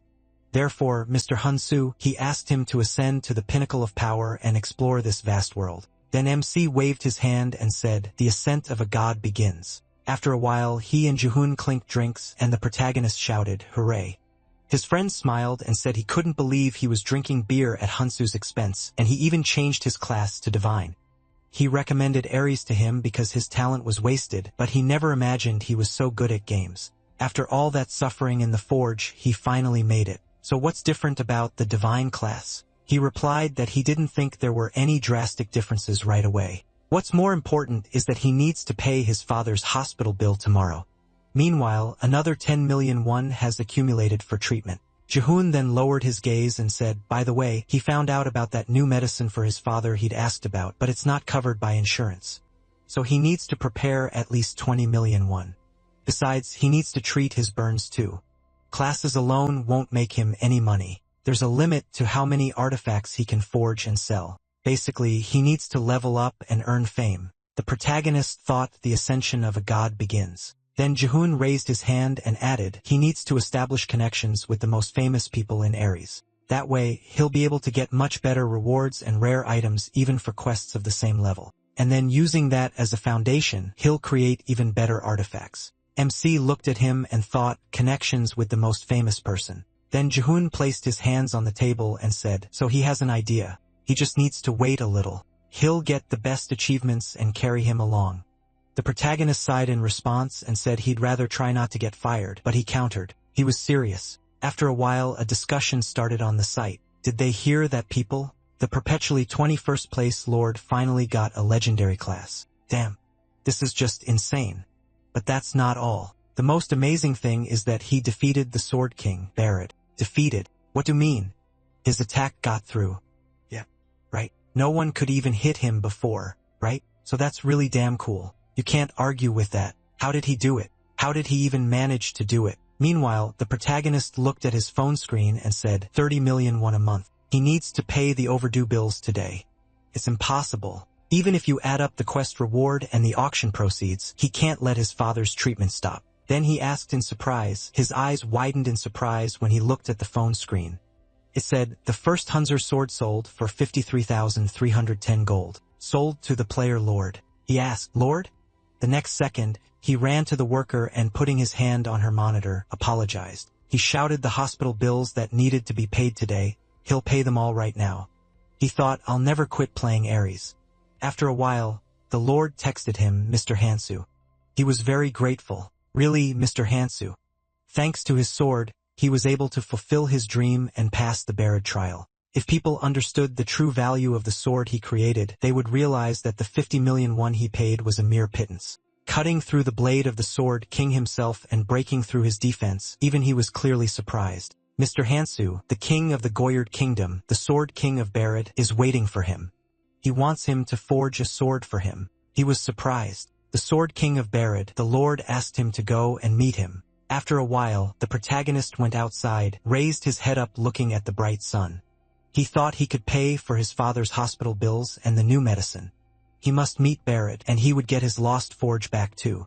After a while, Kong Hyuk-soo got out of the car and looking at the building said, a forge in their day, Hyun-soo. There was only a month left until their agreement expired. After a while, MC answered the phone in surprise and asked, what, Barad? He can't meet him? Jihun asked, does he think he can do anything just because he's a divine class? A level 10 newbie is going to meet the king?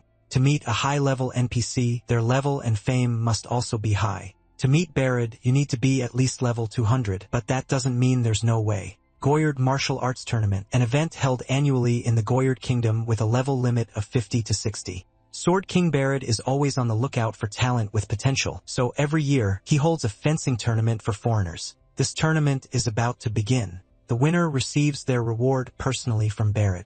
If he wants to meet him right now, this is his only chance. Sometime later, the protagonist was riding in a cart and looking away, remembered Deng's words. Mr. Hunsu, he recalled, he must go to the land of Castle. This is a land on the border of the northern kingdom of Drum, where hellish undead rage daily. There, his abilities will be needed more than anywhere else. He thought about the land of Castle, a war zone where they repel monster invasions. According to Deng, this is the best place for quick leveling, exactly what he needs. He must handle this, whatever the quest. After a while, the system reported that he had entered the territory. At that moment, Render looked at him and smiling, asked, "Are you reinforcements from the capital?" "Excellent. Any fighter is worth their weight in gold now." He was a level 76 centurion. He added, "The number of advancing undead is growing." MC came closer to and said, "He says it's growing. Do you know the reasons?" He looked at him and replied, "Well, when the sacred Rama's bell rang in the lands of Kessel, the advancing undead weakened and it was easier to deal with. Until recently, the ringing of the Rama's bell scared away even the distant undead." The protagonist thought, so that's how the system works. Then Render added, "But recently, it's shattered into pieces." They were caught off guard and barely had time to strengthen their defenses. The enemy sensed this and began to gradually creep closer. The protagonist asked, "Can it be fixed?" He was surprised. Could it really be from Master Deng? He awkwardly scratched the back of his head and confirmed it. He was indeed sent by Deng, the head of the blacksmith tower. Render said, "You should have said so right away." They were waiting for him. Quick, he must go with him to the captain. Then Karl, a knight of Kessel, approached them.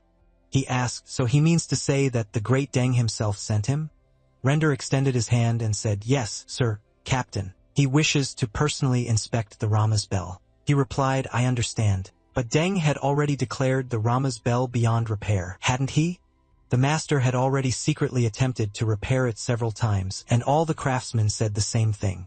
A broken Rama's bell is an irreparable artifact. There's one person in Castle who's still looking for a way to fix it, but it's all fair game.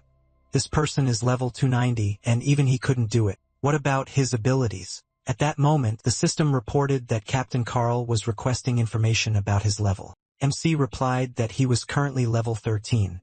Render looked at him in bewilderment, while Karl folded his arms across his chest and lowering his gaze said that he did not want to reproach the one who came to his aid. But at his level, it was better to find a place where he could truly be useful. The lands of Castle were now on the brink of destruction. When the main forces of the undead army moved on the offensive, it would be their end. His duty was to protect his master and the people to the very end, and he must fulfill his duty. At that moment they heard a shout, "Captain." A warrior ran up to them and pointing a finger to the side shouted, "The undead are attacking the eastern wall. Ghouls, a huge flock of ghouls is rushing here." At that moment, level 41 ghouls were approaching them, and Karl waved his hand to the side and shouted, "Alarm. They must hold the gates at all costs." His subordinate replied, "Yes, sir." Then Karl stepped forward and said, "Render, follow him." He replied, "Yes, sir." Then the captain added, "And more." He turned and said, "Everything they discussed must remain a secret. Understood?" The protagonist answered affirmatively, then thought, if everything goes like the war with the orcs, he could handle it. A system window appeared in front of him, revealing a quest for a territory battle. He must repel the ghoul invasion and defend the gates. Meanwhile, the ghouls continued to approach the castle. Letting out loud screams, they began to scale the walls while the guards tried to stem the tide of attack. At that moment, MC stood on the wall aiming his bow, and Render looked at him and shouted, "The undead are hard to kill without a weapon imbued with holy power. That's why you have to hit the same spot over and over again."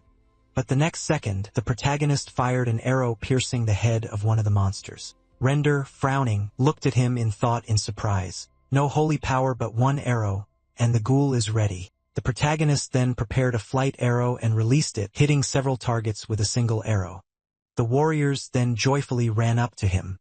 Render, looking over the wall, shouted, "They should attack as much as they want. He'll kill them all." MC looked at him and thought, this isn't as bad as he thought. If this keeps up, they'll get through this. After that, he looked ahead in surprise, and the system announced, a new story is beginning. He must defeat the giant ghoul. At that moment, a huge creature with 4 arms appeared in front of the castle walls. Render screamed in fear. Now a giant ghoul has appeared. We need to call the captain.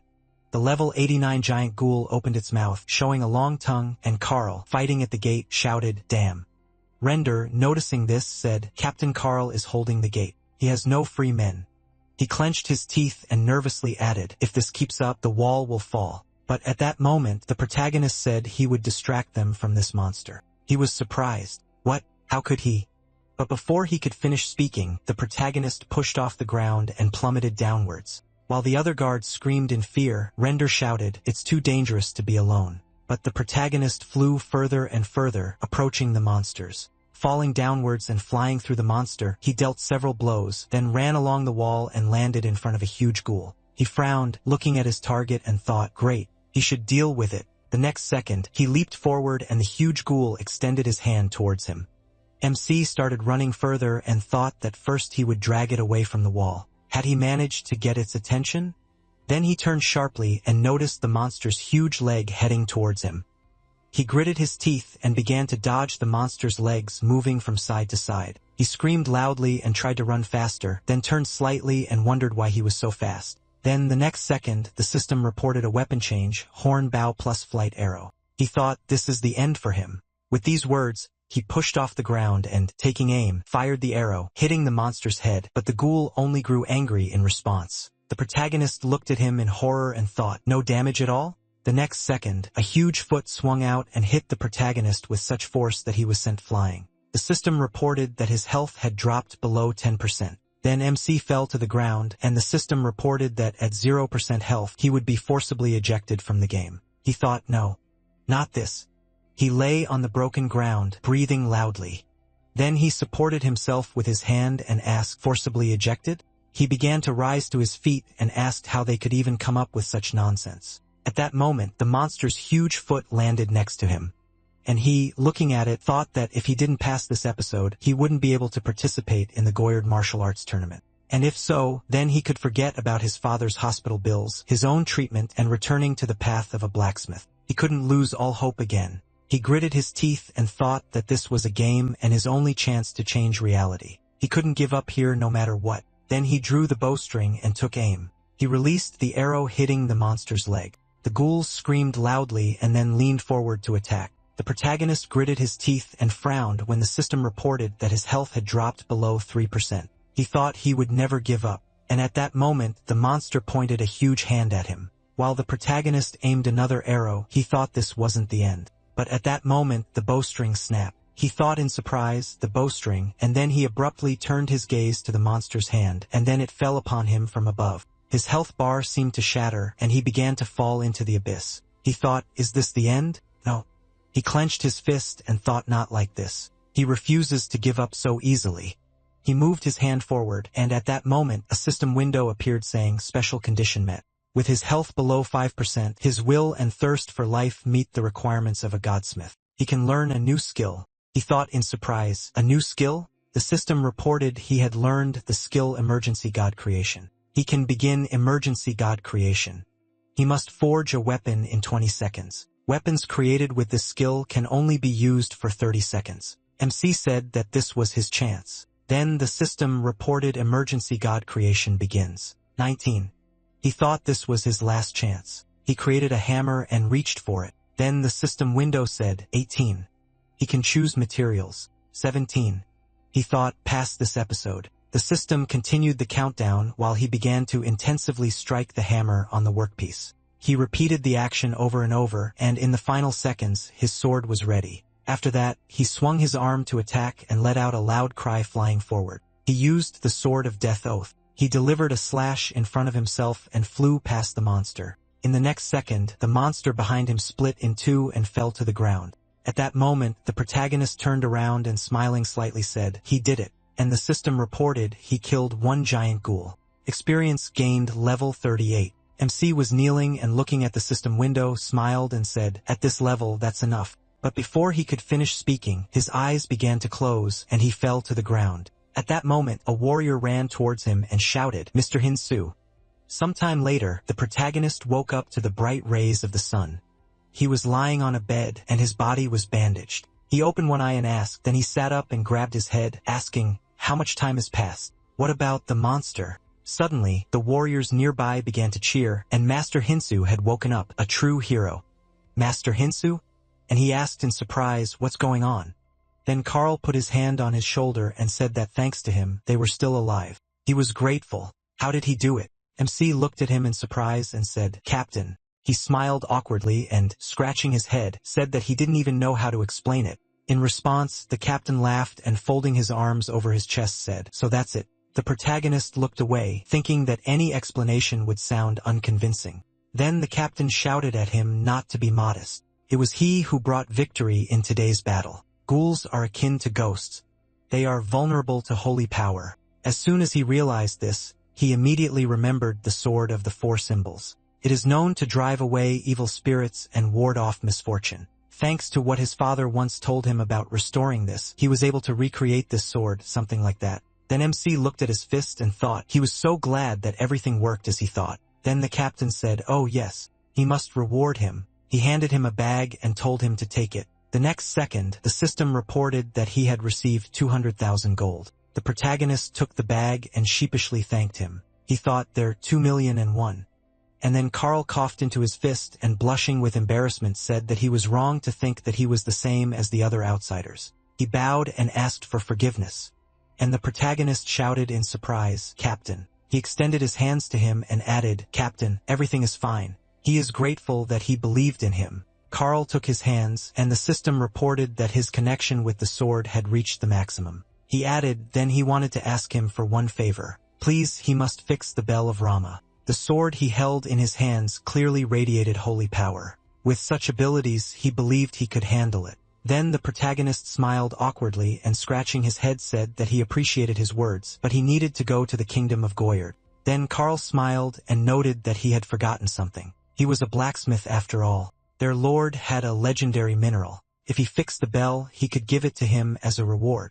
MC was surprised. A legendary mineral? After a while, they entered the castle and stopped at a tall door. Carl turned around and said, "Well, what is it?" He then opened the door, revealing the broken parts of the bell. He said that this was the bell of Rama. The protagonist looked at it in bewilderment and thought that it wasn't just broken. It was shattered. Then Carl turned to him and smiling asked, "So he says he can fix it?" Was he supposed to believe that? But the protagonist smiled and replied, "Well, yes." He thought it was worse than he expected, but there had to be a way. At that moment, Belle entered the room and said, "Captain." She came closer and declared that it couldn't be fixed. She got close to the protagonist's face and said, "Even she at level 290 can't do that, and he claims he can?" She smiled and added, "He's just a scammer, right?" Not long before, Belle announced that she was leaving the guild. The Golden Shield guild leader shouted in surprise. "Belle, no." Team leader Kim, what is she talking about? Leaving so suddenly? Does she not care about everything she's achieved? In response, Belle looked away, folded her arms, and said that it wasn't true, but now she was just tired. The leader said, "No. Not if she brings the blacksmith herself this time." And she pointed her finger at him and, frowning, shouted, "That's the problem. He's offering 500 million a year to some random player?" He replied, "The blacksmith Jason sold his very first sword for 500 million won. If they get that, the guild will skyrocket." Belle folded her arms and said, "That blacksmith they hired was just trying to make a little extra money, right?" The next one took the collateral and ran away. Then another one won the lottery and disappeared, and then last time and the one after that. Then the leader clenched his fist and said irritably, "He knows enough." After that, Belle closed her eyes and, putting her hand to her head, asked if he now understood how hard it was for her to clean up all this mess, so he shouldn't try to stop her. And then he looked down and said, "Since that's what she decided, fine." After that, she headed for the exit and told him not to worry. She wasn't planning on joining another guild anytime soon. The leader called after her. She must know they'll always have a place for her if she decides to return. Sometime later, castle. Belle approached the walls and, looking around, said in surprise, "Oh my god, this village shouldn't just disappear like that." She thought this place had shown her that real people just like her weren't just NPCs living here. Once they fix the frame bell, maybe they can stop all this. They need to look at the bell again. In the present, the protagonist pulled back from her and looked at her in surprise. He frowned and asked, "Who is she to say that?" She smirked and said, "A blacksmith of higher rank than him." At that moment, Carl approached them and, with an awkward smile, told them not to quarrel. "This is Bell, the advanced blacksmith he spoke of. Bell, this is Hansu. He helped them finish off the undead. And now, on top of everything, he says he'll fix the bell. A reliable guy." Then he laughed loudly. Bell thought, level 38, helped finish off the undead? And now what? Are you gonna fix the bell? Then she folded her arms and, looking at the protagonist, said that she didn't know what trick he'd pulled. Lout with that bell couldn't be fixed. He shouldn't even think about profiting from Cussel's attack. "Hey him. At that moment, MC walked away and asked what she was even talking about. He approached the table with the shards, and she wondered in surprise, had he ignored her? Then she came closer and wondered if the shards had changed somehow. The next second, a system window appeared in front of her saying that the frame's bell was filled with holy power, completely destroyed and beyond repair. She thought she knew it, but at that moment the protagonist grabbed a hammer and she thought no chance. Then the protagonist began to smash the shards, and Belle pointed her hand forward and shouted indignantly, "What is he doing? He has to stop." And he said it was possible, she shouted. "What did he say?" He looked at her and smiling, said restoration. He said it was possible. She shouted, "Does he even know what irreparable artifact means?" At that moment, a warrior ran into the room and shouted, "Captain, the undead are breaking through." Carl turned around sharply and shouted, "What?" Belle also looked at the warrior perplexed, and MC looked ahead and thought, "A task? No." A system window appeared saying, "The castle territory update has begun. After the update, a new territory will be established." He thought, an update notification. At that moment, Belle covered her mouth with her hand and said, "The castle territory is turning into the land of the undead." Then she turned around and added, "So this is the end." The protagonist said that's not true. If they forge the bell, they can stop it. She asked, "Forge the bell?" "It's impossible." He said it was possible. Didn't she want to protect castle's territory? He looked at her as he said this, and she suddenly stopped and noticed he was right. But how? He started collecting the fragments and told her to follow him. The system reported that the frame bell fragment had been added to the inventory. He turned around and clenching his fist said that they would protect this place. At that moment, Carl looked at him and shouted, "Hyun-soo, he's counting on him. He must fix the bell. He will hold them off as long as he can." MC replied, "Yes, he must trust him."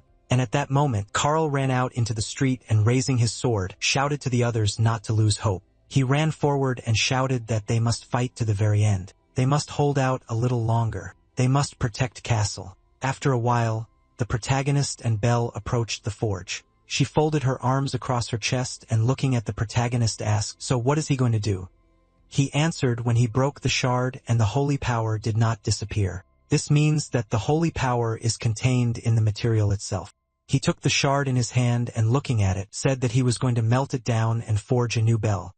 If it was a whole bell, the holy power would become even more powerful, wouldn't it? Then Belle said that she had never seen such skill, and he smiled and said that skill is not necessary to have to fix something. She was surprised. Why use both hands? Then the protagonist suggested straightening the materials first. He began to plunge it into the furnace. And Belle, looking at him surprised, thought, does he mean he will do it manually? You know their time? Then he asked why she didn't help. He can't handle this alone. Meanwhile, in the control room, Tae-sik took a sip of his drink and said they were finished. A system window appeared on the screen saying the castle territory update was 0 hours 49 minutes 32 seconds. He said the update would now be wasted. Then a worker approached him, folded his arms, and asked, what is he talking about? Was he whining on update day? He told him to look at the screen. The man frowned at the monitor and asked, what are you looking at? And then he was surprised. What? Because of that blacksmith player? Then he smiled and said, no way. Player can't fix it. He shouldn't make him laugh. And at that moment, Soyeon said it wasn't just a player. Meanwhile, the territory update continued. The warriors fought the undead, and Carl swung his weapon and, cutting down another monster, shouted to the others to stop the undead. They shouldn't let them in. At that moment, the warriors began to tremble with fear, and the monsters began to scatter them. At that moment, one of the guys fell to the ground while a huge ghoul walked towards him and swung its weapon. But at that moment, Carl ran up to him and cut off part of the monster's head. He looked at the warrior and shouted, is he okay? He rose to his feet and shouted, Captain. He told the others to hold on just a little longer. Just a little longer. He blocked another attack from the monster and added, this is the place where they were born and lived their entire lives. They must protect the castle. At that moment, he clenched his teeth and thought, why now? The next second, his sword broke in two, and the monster in front of him swung its attack and screamed loudly. The captain closed his eyes and frowning thought, damn, if this is how it ends. But at that moment, the weapon stopped above his head, and he turned sharply. That sound. The next second, the monster clutched its head, screaming loudly and dropping its weapon. The undead began to blaze and burn while a bright light emanated from the tower. Carl then looked at this and smiling said, the frame bell, it's fixed. At that moment, a worker in the control room spat out the drink and shouted in surprise. Is this a joke? Did he really do it? He pointed at the monitor and looking at Taesik shouted, what the hell is this? Did the update really fail? Then Taesik rested his head on his hand and said that this guy hadn't slept since the countdown to the update began. He was surprised a whole week. Day 5, he immediately went to the forge and castle territory. He immediately gathered the city workers and began repairing the frame bell. Then MC began writing down the plan while Bell stood nearby. He said that they needed to smelt everything into raw materials. More precisely, they would extract holy power. While he was drawing up the plans, he tasked Bell with leading the workers and supplying the battlefield. Then the system announced that the creation of a custom divine item was beginning. He said that he would then use his skill to maximize its effectiveness against the undead and evil forces and add properties that deal direct damage. He sighed loudly and then ordered the workers to turn up the heat. He thought with a single will to protect the territory of Castle. At that moment, the workers were smelting the metal, and one of them shouted that he said that the metal must be melted thoroughly. The protagonist thought if everyone worked as one. The workers shouted, no impurities. They must all focus. They must do everything to protect everyone at home. He thought that it would be filled with even more holy power. After that, Day 4, Bell watched as the protagonist smashed the mold into which the bell was poured. On the third day, the workers were resting. And on the last day, Belle suddenly opened her eyes and rubbing them, asked in surprise when she fell asleep. Then she looked around and noticed the protagonist finishing the bell. She thought, unbelievable. He'd been working on that bell for days without sleep. At that moment, a system window appeared in front of her saying, the apprentice title shines. She witnessed a master blacksmith at work. She cried out in confusion. Master blacksmith? This guy? The system reported that her advanced blacksmithing proficiency had increased by 20%. Then the protagonist turned around and smiling said, it must have been quite noisy, but she slept like a log. She clenched her fists and cried out, she hasn't slept this long. He looked at her in surprise, then placed his hand on the bell and said they were almost finished, so she should wait a little longer. Then she looked down and asked, can I ask you something? He was that blacksmith, right? He looked at her in surprise, then smiled, and looking at the bell, replied that it was true. The next second, the bell began to shine, and Belle looked at it with admiration and said, wow. To say it's beautiful is an understatement. It's simply magnificent. At that moment, a system window appeared saying the second Hansu bell. Unique. Infinite durability, special abilities, purify undead, blessing against undead enemies, a recreated artifact that was thought beyond repair. Belle looked at the protagonist and asked, recreated? Why had he become stronger? She thought she had never seen anyone do something like this. Then she called the protagonist and suddenly grabbed his hands. She looked at him with admiration and offered to be with her from this day on. He was surprised. What? Wait, is this a confession?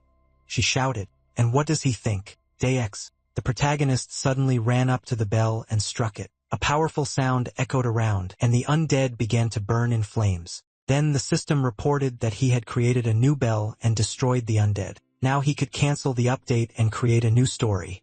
The MC smiled and said they did it. He thought, thank goodness he had made it. The next second, he clenched his teeth and felt pain. The system reported that extreme fatigue was setting in. He was exhausted. After that, he abruptly fell to the ground, and Belle ran up to him, worried, and started calling. She screamed, Hansu, is he okay? The system reported that the frame bell repair quest was complete. Then Belle lifted the protagonist, holding his head, and the system reported that the rewards had been changed. Meanwhile, discussions began on the forums. Hey, do they know that blacksmith, Hansu? What the hell, nerd? Lol. Really, LOL. Why did the castle territory update fail? Yes. He knows. This is the one who made Hansu's first signature sword? Oh, so this is that Hansu? Wow.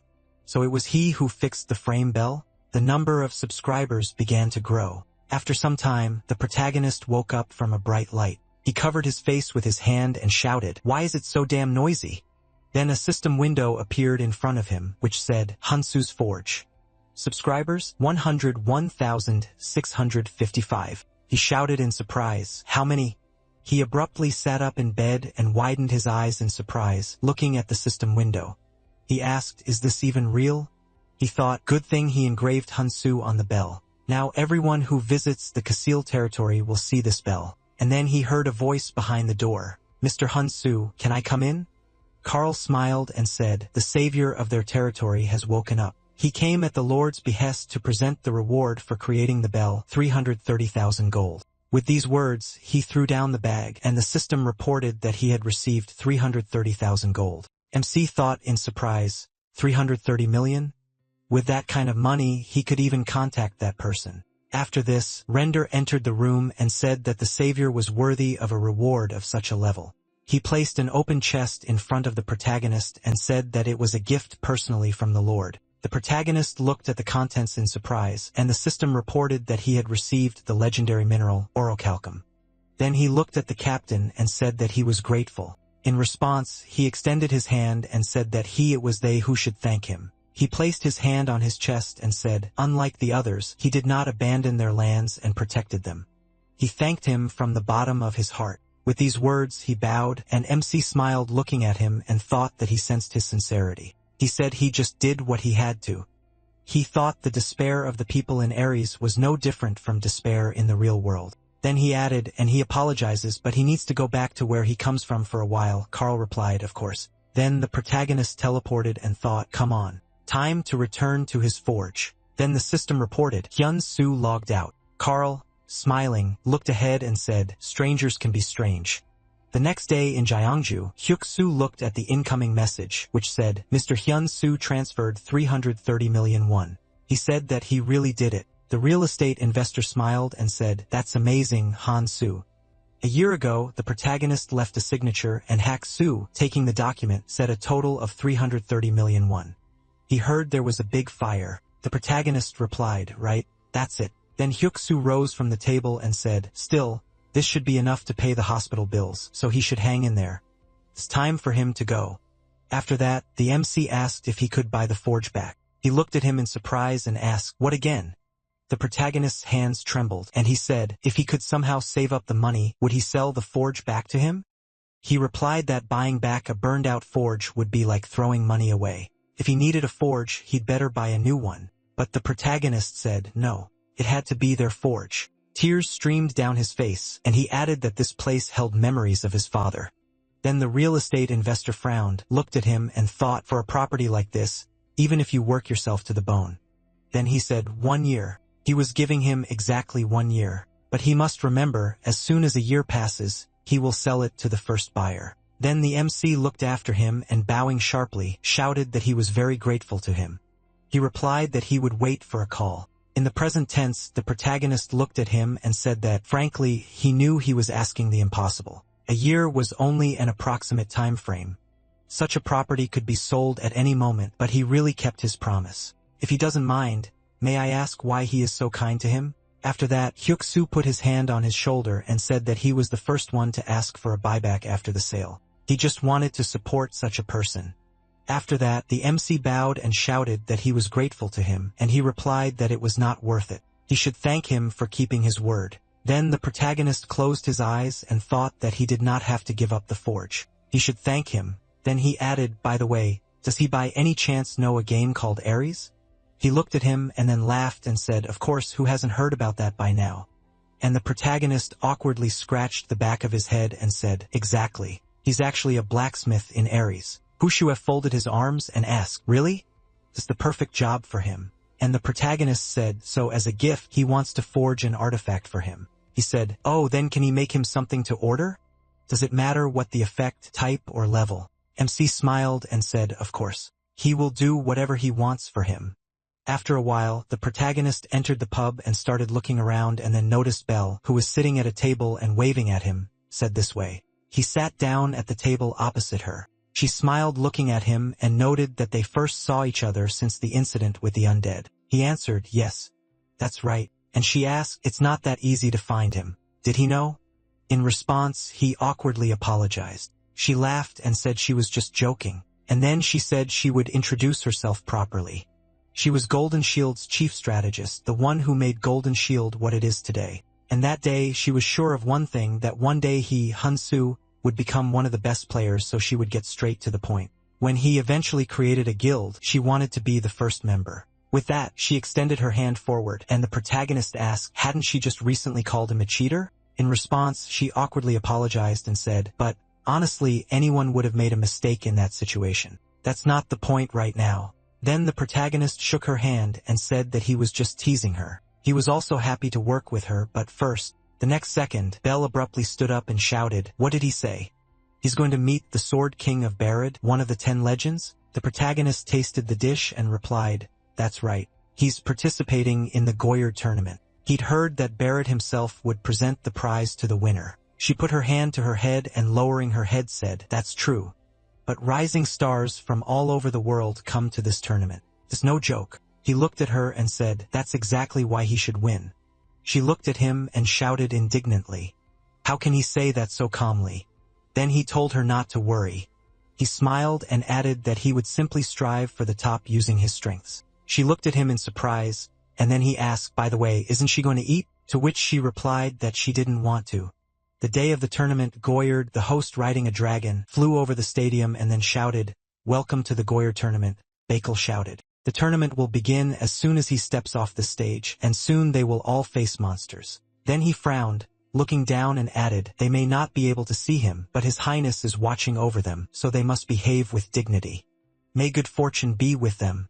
At that moment, the players in the arena began to rejoice, and the system announced that the tournament had begun. The next second, the ground beneath the players trembled, and they turned around in fear, noticing how a huge stone monster erupted from the ground. A system window appeared in front of them, telling them that they must survive the golem's onslaught. The time limit was 1 hour. At that moment, one of the guys shouted, "He must show himself." The big guy. The guy next to him shouted that he knew the first opponent would be a golem. Then they ran to the attack and shouted, "Forward." The system announced the first trial of the tournament. Whoever defeats the stone golem will receive a reward. A level 109 stone golem stood before the players. It raised its head growling loudly. At that moment, a swordsman rushed forward and said in fear, "Wait, was the golem always this high a level?" The guy next to him asked, "Are you scared? The first round should be easy." But before he could finish speaking, a huge stone fist flew at his body, and the system reported that his health had reached 0%. He would be forcibly disconnected from the system. At that moment, the player clenched his teeth and shouted, "Hey, is he okay?" But the next second, the monster crushed him too. People around him screamed, "They have to dodge." The system reported that his health had reached 0%. He would be forcibly disconnected from the system. Then the mage shouted in fear, "What? This is completely different from what they were told." Then the warrior covered himself with a shield and asked, "How are they supposed to defeat this creature?" Meanwhile, Beagle ran down the corridor and thought, "Damn it, this tournament is a complete failure. A stone golem from a high-level tournament had gotten here by mistake." He ran past a worker and shouted that now was not the time for greetings. He thought that if this continued, all the outsiders in the tournament would be killed. He ran to the doors where guards stood, shouting that they must let him in. He urgently needed to see His Highness. They looked at him in surprise and asked, "Lord Bekel?" But His Highness had not yet given permission. The next second, Bekel abruptly opened the door and shouted, "His Highness, they must stop the tournament immediately." But Barad, sitting on his throne, rested his hand on his fist and said, "Request denied." He was surprised. "What?" But he asked. He still didn't understand what was going on. He looked at the magic ball and told him to watch this warrior closely. At that moment, MC fired an arrow, which only grazed a small part of the golem's head. The system reported Hyunsu's third creation, Return. The protagonist grabbed the arrow, and the system reported that it was returning to the user, an orichalcum's short arrow. At that moment, those watching were surprised. Did that arrow just return? A boomerang arrow? Then the protagonist took aim again and thought, so that's it. A reward from castle territory. Just think, it's legendary orichalcum, excellent stats as he expected. He then fired another arrow and thought he'd hit the target. And then one of the players dodged the arrow and shouted, "Hey, be careful. Unless he wants to die, of course." In response, the protagonist apologized. Then the golem raised its head, and the system reported that the stone golem had been stunned for 4 seconds. The protagonist stood in front of it and shouted, "The stone golem is stunned." The remaining players rushed to attack, shouting that this was their chance. Attack. They struck from different directions, and then the golem raised its leg to take a step. The players began to scatter and shout, "Watch out." The next second, one of them shouted, "We need to hold on just a little longer. It's over. Hey." He has to run. At that moment, a huge stone fist was approaching the protagonist and the other players began to dodge. But the protagonist shouted, "Change weapons." He was in the smoke that cleared around him, and he said, "It's not over yet." He blocked the monster's attack, holding his sword in front of its fist. Then he prepared for another attack, but suddenly his sword shattered, sending him flying far back. At that moment, Baikal said, "Your Highness, they must stop the tournament immediately." This participant also seemed to be at his limit, but Barad closed his eyes and then, perplexed, looked into the magic ball and saw part of the sword pierce the golem. After that, the system reported that the god's emergency creation was complete. The Damascus blade could cut stone. He defeated the stone golem. The god's emergency creation and the Damascus blade disappeared. He leveled up. The MC looked at the system windows that appeared and said in surprise, "Wow." He leveled up 14 at once. Then a player approached him and said, "It can't be. He really won." The protagonist looked at him and asked, "Weren't they supposed to defeat him?" He shouted, "How could they defeat him with such a level difference? They were told to survive." Then he raised 3 fingers and added, "The trial itself consists of 3 stages, so the balance has already been upset. He wasn't released so they could defeat him." In response, the protagonist smiled awkwardly and scratching the back of his head said, "I see." Then he said, "By the way, why does he feel so bad?" The next second, his eyes began to close again, and he fell to the ground. The players gathered around him were surprised. What? Did he lose consciousness? It doesn't look like he was kicked out of the system. Are they just going to leave him? What about the tournament? Is it still going on? By the way, how many times did that player change weapons? He thought he was a jack of all trades, but he turned out to be a master of weapons. This is insane. He would kill for any of his weapons. The next second, Beckel returned to the arena and shouted, "Attention to all participants. Due to an error by the organizers, the martial arts tournament is suspended. They must disperse." Sometime later, a video of the main character lying on the ground was posted online. And in the comments, everyone was writing, "Wow, that's terrible. Did he actually take down a stone golem all by himself? They need to give information on that bow, please. Isn't the arrow cooler than the bow itself?" Exactly. That guy passed out and dropped something. What kind of arrow is that? It looks cool. Guys, they should look at the inscription. What is it? He was the one who recently created the bell in the lands of Castle. That's him. Really? That's crazy. That guy is a blacksmith? No. How can a blacksmith be so strong? Yeah. That looks like a hoax. Wow. His gear is just outrageous. At that moment, the game support team was receiving messages asking why the Goyard martial arts tournament had been suspended. The support worker replied that they apologize, client. It's difficult for them to comment on a decision made by Ares' free will. The player asked, "So what? A level 100 plus golem just suddenly appeared. Were they all supposed to die?" The worker replied that this was also an internal matter for the Goyard kingdom, so they couldn't give an answer. He asked, what could he even tell him? In response, the support worker apologized. And then Soyeon smiled awkwardly, and then slamming her head on the table said, "Team leader, they have a big problem." Taesik was typing at the time and asked, "What else?" He was busy right now. She swiveled in her chair and said that the Goyard martial arts tournament had been suspended. He said he knew it would happen, but so be it. She shouted that it wasn't that. Barag sumuned hansu. Tae-Siwok looked at her in confusion and spitting out his drink shouted, "What?" It would take time for them to sort out the tournament and everything else. Had they met yet? She replied, yes. Hansu is currently heading to the reception hall. After that, Tae-Siwok covered his face with his hand and said they were finished. It looked like another sleepless night awaited him. So Yun desperately said that she wanted to go home. Then Tae-Siwok stood up and said that this player was so otherworldly that he didn't understand him. She agreed with him. What would happen if Hyun-Soo fulfilled Barad's request and reached the maximum affinity level? What did he think? He replied that he would master the sword art of the King of Swords and become the strongest blacksmith. Then he folded his arms and added, of course, it won't be easy. Everything depends on Barad's free will. So Yun said she had a feeling he would succeed. These are just silly worries, right? He told her not to say such mean things. The next day, MC was walking down the castle corridor and thought that he would meet Barad sooner than he thought. Then he knelt before the throne and Barad told him to listen. Stranger. Usually, the award is presented in front of everyone, but he asked to understand that they skipped the procedure due to an unforeseen incident. Everyone acknowledges his magnificent battle yesterday. Warrior, he must accept this. He walked forward and said that he awards him a reward of 13,000 gold. The next second, the protagonist said, His Majesty. He heard that he was looking for him. He frowned and asked, What? And then the protagonist began to climb the stairs. The guards shouted, Ugh, such insolence. No matter how rare a warrior he is, this cannot be tolerated. How dare he interrupt His Majesty? As if His Majesty would be looking for someone like him. Then the protagonist placed his hand on his chest and said, Blacksmith Hyunsu, it is he. The guard shouted insolence. How dare he speak to His Majesty like that? His Majesty, he begs your pardon. He will throw this man out immediately. Then Barad raised his hand and ordered them to stop. He extended his hand forward and declared that he was the guest he had been waiting for. The protagonist then bowed and greeted him, His Highness Barad. He told him not to rush. The protagonist folded his arms across his chest and said that the journey here had not been easy. The Sword King replied he knows why he called him. He answered affirmatively to entrust him with forging a sword, didn't he?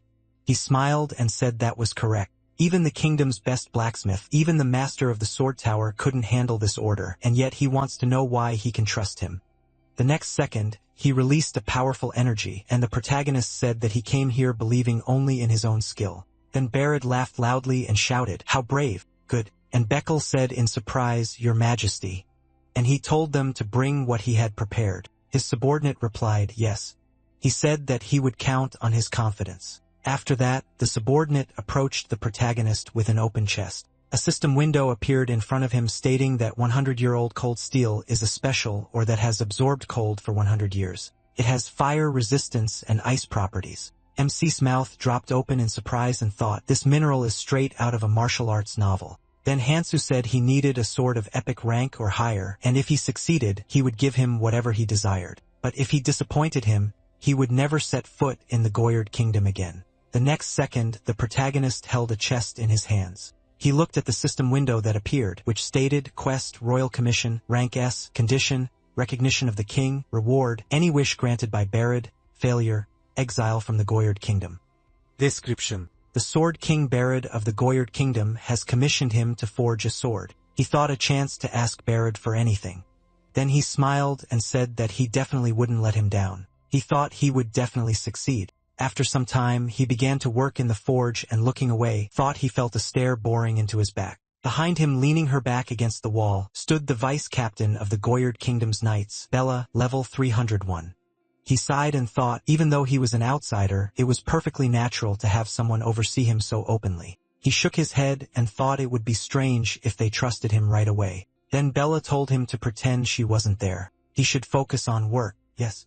He smiled awkwardly and asked, was it that obvious? She answered in the affirmative, then frowned and thought, who did he think he was? His Majesty had given him one last chance. Hadn't he? Let him just try to fail. Then MC wiped his sweat and thought about the pressure. Then he noticed a system window appear, which said doorbell. He looked surprised, then turned around and scratching his head said, I think something happened in the real world. Can he step outside for a minute? Bella nodded in response. And a few seconds later, the protagonist emerged from the capsule, approached the door, and said she could come in. The landlady stood at the threshold and said, Oh, Hyun-soo. He's home. He greeted her and thought, Landlady? He asked what brought her here. She said they'd decided to sell the house. Her husband had been unemployed for a long time, so they needed to figure things out somehow. He asked her not to apologize. He should be the one apologizing after all. She'd been renting him a room cheaper than everyone else, and he'd even missed a few payments. When did he need to move out? She replied that he needed to move out within 2 weeks. She was already embarrassed to look him in the eye. Hyun-soo. He bowed and asked her not to say that. He truly was happy here. Then he turned around and said, 2 weeks. He really made good money at Ares, but the hospital bills were in the tens of millions. The buyout of the almost burned-out forge cost 330 million won, and he still hadn't gotten around to treating his burns. He grabbed his head and asked, where should he go now? Then he was surprised to notice his phone ringing and asked, Belle? He answered and asked, hello. She asked, what was he doing? She had a great idea for a mission. That's why she was calling. In response, he asked, can he call back? His head was busy with other things right now. She asked, did something happen? He replied, the bar admission is important, but he suddenly needs to move out within 2 weeks. She said, Hansu. He said it's certainly urgent, but before he could finish speaking, she screamed loudly. Does he even understand how important this mission is? He was surprised. What? And she said that she expects 2 main results from this quest. He asked 2 results? She answered, yes. Everyone is wondering if the Goyer tournament champion and the blacksmith Hansu are the same person or not. She must imagine that he is in hiding for now, but then he will show up and announce the creation of a guild. And one more thing, he received an order for a sword from Barad, one of the most influential characters in Ares. Alone, he can only imagine Barad demonstrating a new sword with Hansu's engraving. The protagonist's eyes widened in surprise, and then she added, at that moment his value will skyrocket. She said that she would support him. Then he clenched his fist and thanked her. She helped him come to his senses. He will do everything in his power. He clenched his fist and she said, go.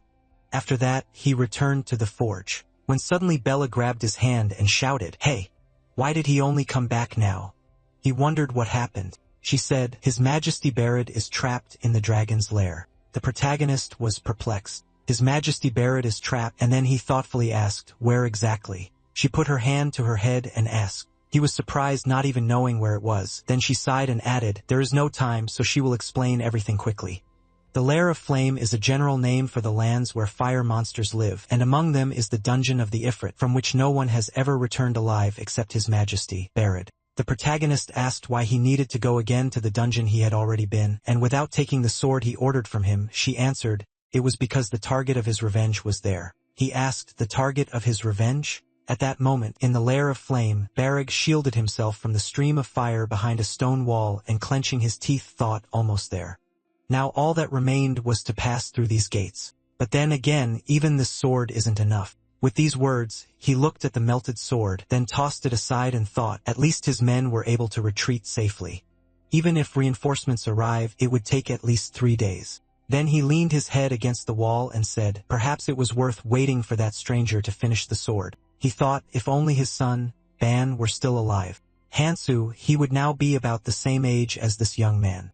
At that moment, he began to remember his son. The moment when he said, Father. Then he crouched down next to him and shouted, Ban, why did you come here without saying a word?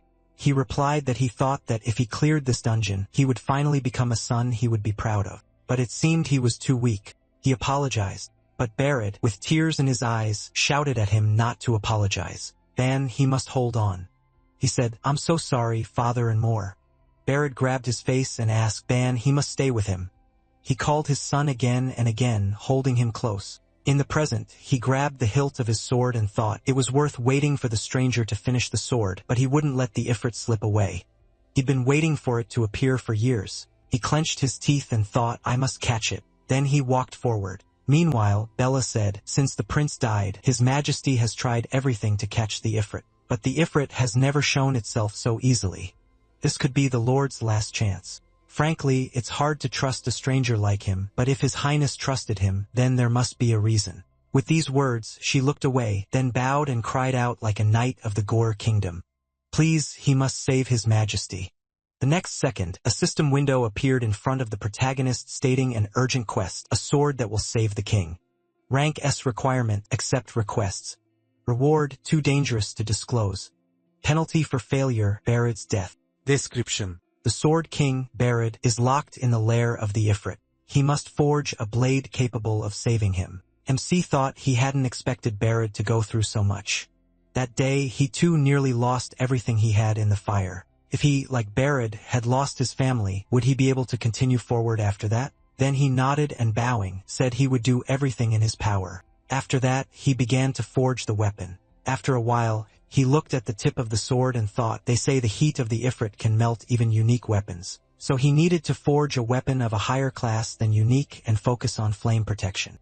He placed his hand on the glowing sword, then continued to strike it with his hammer, and the system reported that his understanding of the century-old cold iron had deepened. He struck a few more blows, and the system reported that the blacksmith's soul skill had activated. While forging this blade, he immersed himself in the process more deeply than ever before. His passion and determination allowed him to focus completely. The first legendary sword, Hinsu, had been forged. The next second, Bella ran into the room and shouted, "Is it ready?"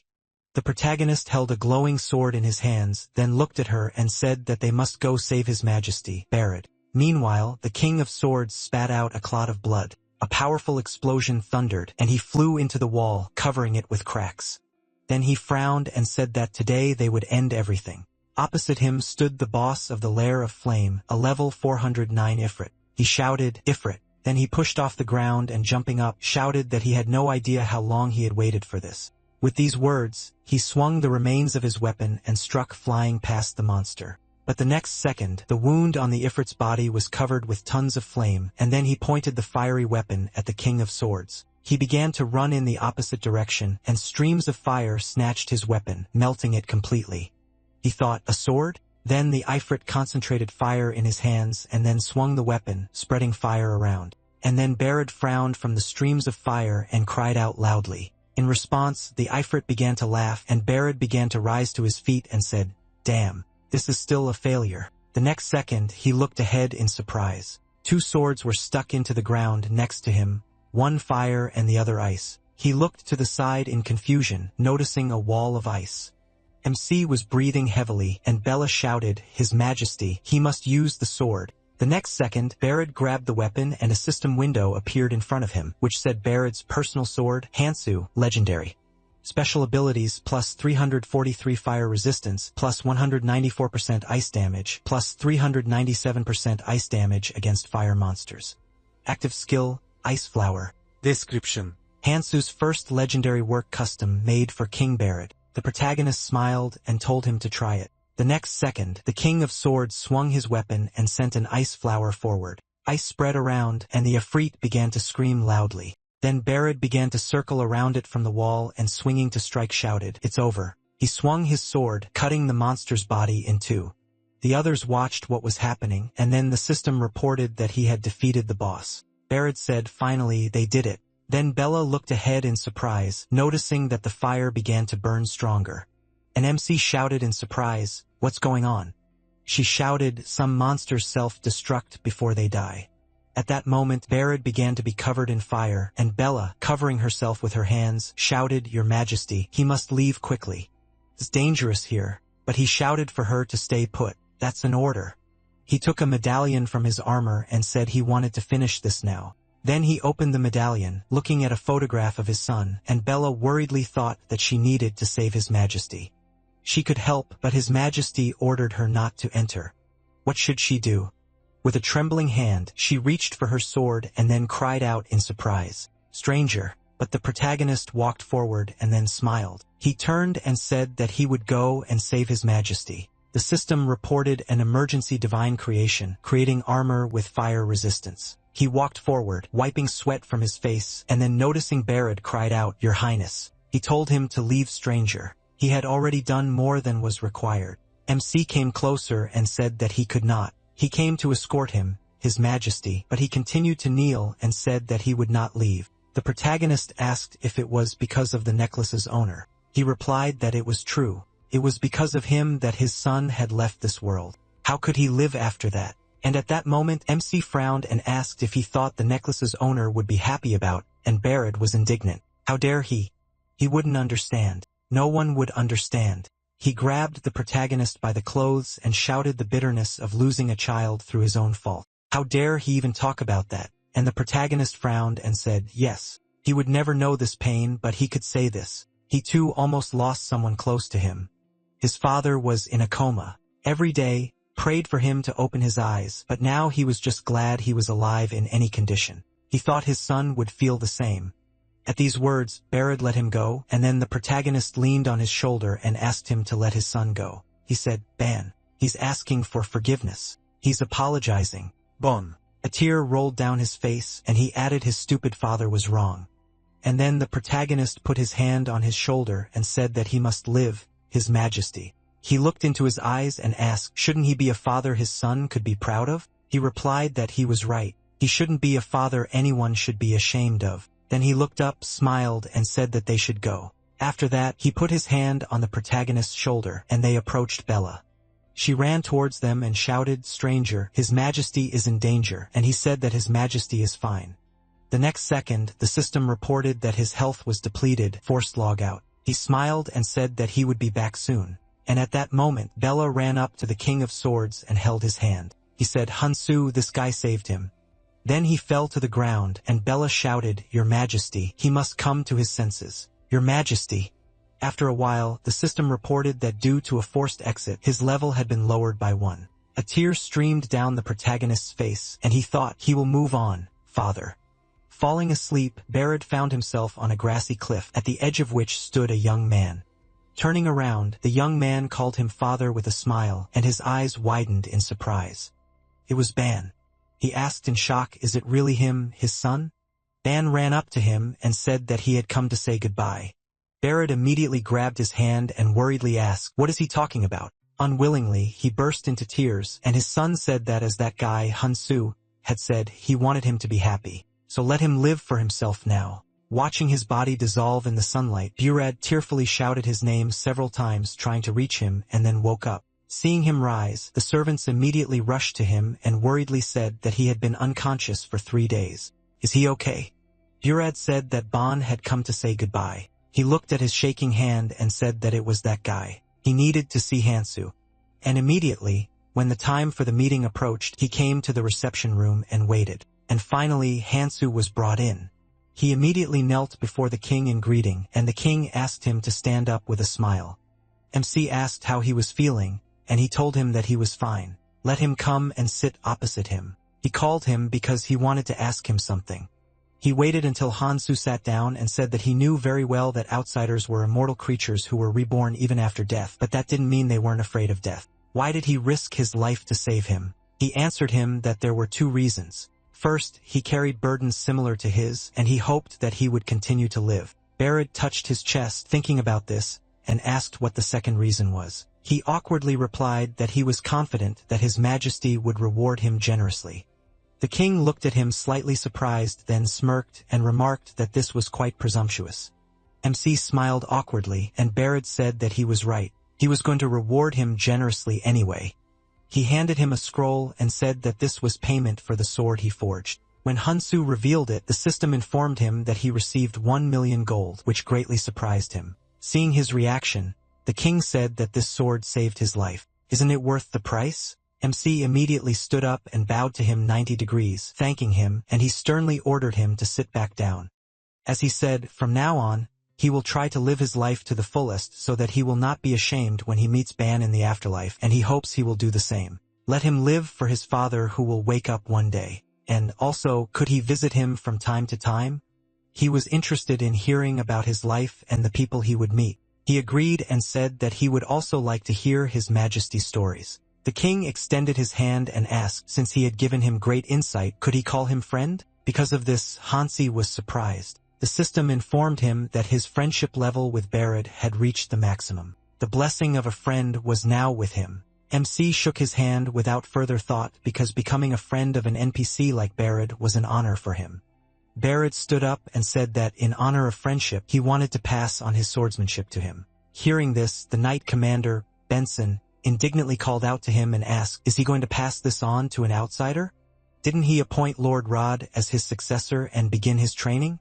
One must be worthy to adopt his art. To inherit his swordsmanship requires qualifications. The king waved his hand and said he wasn't going to teach just anyone, then glanced at Hansu, who saw a system window appear with a quest to obtain the S-rank skill, the swordsmanship of the King of Swords. This quest is only available to those who received Barrett's offer.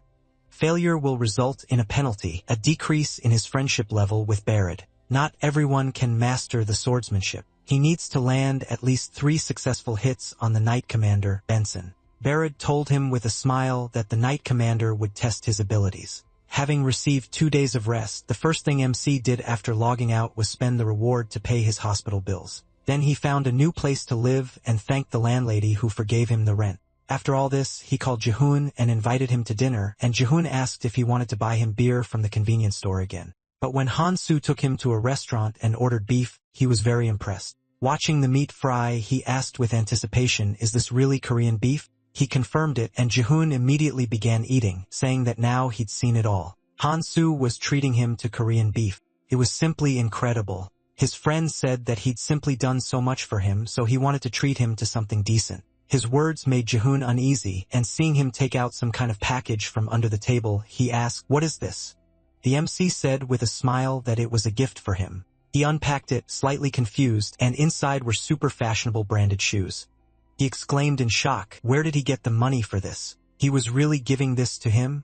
The MC said that he'd wanted them for a long time. It was his gift, and the money for the capsule he gave him, he had already transferred to his account. The guy was surprised when he managed to do this and happily thanked him for such a gift, and he smiled and mentally said that it was all thanks to him. His life was finally starting to change. He said that, actually, he should be thanking him. The guy didn't understand what he was talking about, and then he shoved a piece of beef into his mouth and told him to just shut up and eat. When Hunsu returned to the game, he began to complete the task. The king, the knight commander, his deputy, and Hunsu gathered in the arena.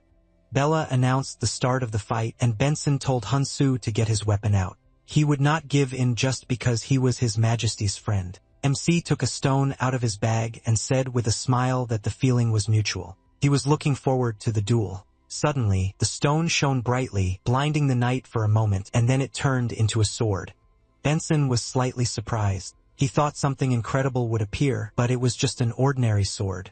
He prepared himself and said that this was stupid, and he thinks he can match the knight's skill with some piece of iron. He lunged forward and struck a blow, which MC blocked, but it caused cracks to appear on his sword. Benson noticed this and asked what he was thinking, creating such a flimsy sword. But the unexpected happened. The sword suddenly shattered into many fragments, and they began to circle near the knight at high speed, striking. When it was all over and the fragments fell, he looked at them in confusion, and Hinsu asked he only had to strike, right? The total number of successful attacks is only 59. There was no rule that prohibited it, right? The knight's mouth dropped open in surprise. He never would have thought that he could lose like this. After that, he frowned slightly and asked who he really was. He took out a hammer and showed it to him, saying that he was the god of blacksmithing. Since he looked too majestic with this hammer, Benson was delighted, and he bowed his head to him, saying that it was an honor for him to meet the god of blacksmithing.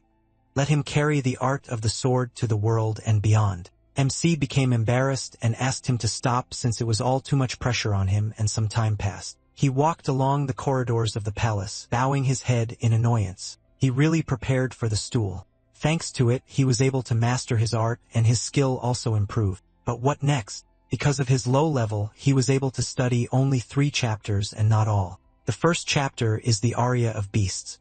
Chapter 2 is the Sword of Raging Waves. Chapter 3 is the Cry of the Sword. They promised that they would teach him the remaining chapters as soon as he achieved the necessary mastery. He approached the king's office. The servants greeted him and allowed him to enter. Barrett greeted him, and he said that he came to discuss something and needed his advice. The 100-year-old cold iron he used to create his sword, he needed it. The king tapped his finger on the table in confusion and said he would gladly give it to his friend. But, unfortunately, that ingot was the last one. Hunsu was very surprised by this news and immediately became despondent because it would take a week and a lot of effort. The king smiled and told him not to despair. Cold iron could be mined in the frost mine. Why shouldn't he mine it himself? He asked. Could he really do that? The king called out to Bella and said that she would go to the frost mine with Hunsu. She objected since she had to stay by his side, and he said that it would be a good experience for her too.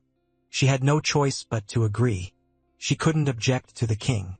Soon after, the king made an announcement. With this sword, he announced the conquest of the first tomb to the great joy of the spectators. They also noticed his sword. The icy aura of this weapon could be felt even from a distance. The blade was inscribed with the word Hyun, a name they were all already familiar with. It was written on the armor of the winners of the recent tournament. It seems the blacksmith Hyun is now in the Goddard Kingdom. Nothing is known about this blacksmith at all. Neither his age, level, nor gender have been revealed. After reading this, Belle thought it was good that they managed to spread the rumor that Hyun-soo and the blacksmith are different people. The comments also mentioned that there are rumors that he is over 40 and fat, which is quite possible since he doesn't show himself in public. Ji-hoon laughed at this, and someone in the commentary said that he doesn't care. He will still subscribe. Someday he will start accepting orders from players. Hunsi's popularity quickly rose thanks to the sword in Barrett's hands during his speech. He currently checked the number of subscribers on the blacksmith forum, and it has grown to 30,000. Everyone is very interested in the blacksmith, Hyun. What will happen if he reveals that he is the winner of the tournament? He glanced at his trembling hand and thought that he should be more careful. He still had a lot of things to do. He should send a message or call someone. He still hasn't thanked that person. Meanwhile, Hushue was sitting at the computer and thought that Barrett had already tried to clear the tomb several times. As expected, it was an inaccessible area for players. He entered the Salamander dungeon many times for a class quest, but all the artifacts had melted, so he didn't have a single chance to pass it. Most unique rank shields simply melt. He had money, but even his unique artifacts wouldn't help here. Where could he find a good master? And then a message from Hyunsu arrived on his phone. He wrote to him to keep his previous promise. Seeing the notification, he immediately became happy. But what promise was he talking about? He remembered their conversation and wondered if it was the artifact they were talking about. Hyunsu wrote him a new message asking if there were any changes to the properties of the artifacts he requested. He was just about to do it and send it to him. The man frowned slightly and thought that if he could create the artifact he needed right now, it would be nice. He replied that there were no changes. What was his level? Hansu replied that he was level 59, and he noted with annoyance that he was still low. He wrote to him that if it wasn't too much trouble, then let him do it for him. After which, he put the phone aside and thought that be that as it may, the guy was promising so he could count on him. He returned to the computer and, seeing the news about the Barrett sword, thought maybe he should send an order to the blacksmith Hintu. But he heard that he didn't even take orders from high-ranking people, and he certainly wouldn't accept one from someone like him. But he was running out of time for the class transfer quest, so he should at least try. Time passed, and Hinsu and Bella reached the ice mine, the sight of which amazed him. The system notified him that he was the first user to enter the ice mine, and his experience would be doubled for a week. He smiled and thought that he liked the title of being the first to enter, plus it also gave experience. He looked at Bella and asked if she had been here before. She answered without much enthusiasm that this was her first time here too, and he smiled awkwardly, noting that it was a terribly cold and desolate wasteland. They descended into the mine chatting about something, and one of the workers asked how they got here. It was forbidden to enter here without permission. Bella showed him her documents and introduced herself, saying that she entered with the permission of the royal family. At the mention of the royal family, the guy's eyes immediately sparkled with delight. And after examining the document, he exclaimed, "Is this the royal seal?" He had never seen anything like it. He immediately became much friendlier and told Hemsu that his name was Banya, and that he was a miner. He introduced himself to him in response, and he said that he was glad to see a stranger after so long, but he couldn't let just anyone into the mine. MC was slightly confused, asking what he should do then, and Banya, with a wide smile on his face, said that luckily, his father was the foreman. He would take them to him. MC thanked him for his help, and Bella, as always, it sensed that remained dissatisfied. They passed 2 caves, in one of which MC saw monsters. Noticing his curiosity, Banya said that it was some kind of dungeon. A long time ago, monsters appeared all over the territory, but 100 years ago, a wizard sealed them in this mine. He asked if what was stuck to those monsters was really that 100-year-old cold steel. The guy confirmed it and said that being greedy would end badly. It was their territory after all beyond the barrier. He might be able to get in, but getting out alive would be difficult. The miners were upset themselves because that mine most likely had the most or left, but at least they could work in peace knowing that those monsters were locked up, so they had to make do with that. They came to the railroad, and he pointed to the man giving orders, saying it was his father. He called out to him loudly, informing him that they had guests, and then ran off to continue working. Hansu thanked him for his help and headed toward the man with Bella, while Banya quickly hid behind the nearest cart and began watching them, wondering why strangers would venture so far. When the two approached his father, he looked them over and asked, "A royal knight and an outsider." His name was Rek, and he was level 231. He remarked that it was a rather strange combination. What brought them? MC answered that he was looking for N or that was better than cold steel, even better than any other. Rek asked, or that better than cold steel? He confirmed this and asked if he happened to know of such an ore. The man looked him over and thought that such an ore existed. But why would he tell anyone about it? Especially not to some greedy outsider.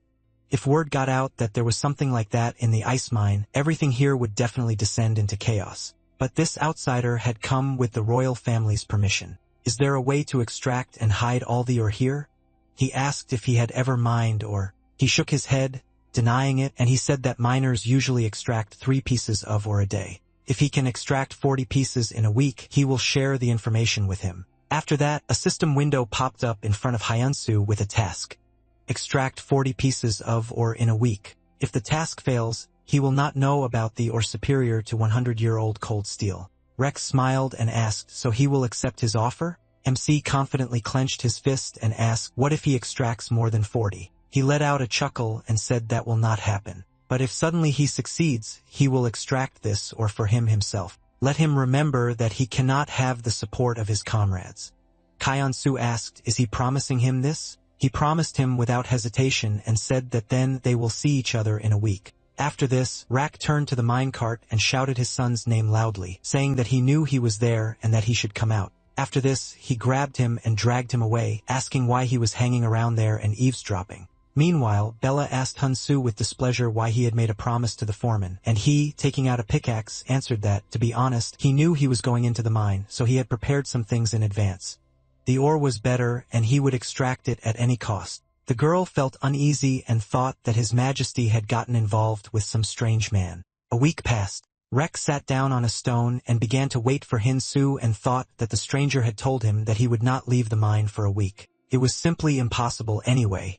Noticing movement to the side, he turned his head and saw Hin-soo coming out of the mine all dirty and with a smile on his face. He greeted him and noted that at least he now looked like a miner. The time had come, so let him show results. MC pulled a stone from his inventory and threw it on the ground, and the man thought that he hadn't expected this. A stranger was beyond his capabilities, but he jumped to conclusions. After one stone, 100 more jumped out of his inventory, and he was very surprised. With every second, the pile of ore grew. In total, Hun-soo mined 200 pieces. Rek pointed him in shock and exclaimed, "Who is he? Could he really be a legendary hunter?" He slung his pickaxe over his shoulder and answered with a smile that it wasn't so. He was just an ordinary blacksmith. He achieved this result thanks to a Damascus sword, which increases cutting power on stone by 170% and reduces durability damage from stone by 70%. This sword can transform into a pickaxe, which is quite convenient and useful. Rex surveyed the entire pile of ore and, composing himself, said that the hand of a blacksmith was immediately apparent. He wanted to apologize for underestimating him. "How about a drink tonight?" MC smiled and shook his hand, saying he'd be happy to have a drink with him and asked if he could invite Bella too. The man didn't object, and when evening came, they gathered at the tavern, and Bella immediately began drinking. Banya asked why she was drinking so much alone. Hyunsu agreed and suggested they chat instead, but she declined, saying she preferred it that way. Banya was upset about this, and then a man came up to their table and patted Hyunsu on the back asking if he really managed to mine 200 pieces of ore. He confirmed it, and he asked what about cold iron. How much of that did he manage to mine? He answered that he mined about 20 pieces of iron, and he was surprised. He also heard that he had a special pickaxe. Maybe he could show it to him? MC took it out of his inventory and told them that it was a Damascus pickaxe, a tool created exclusively for mining ore.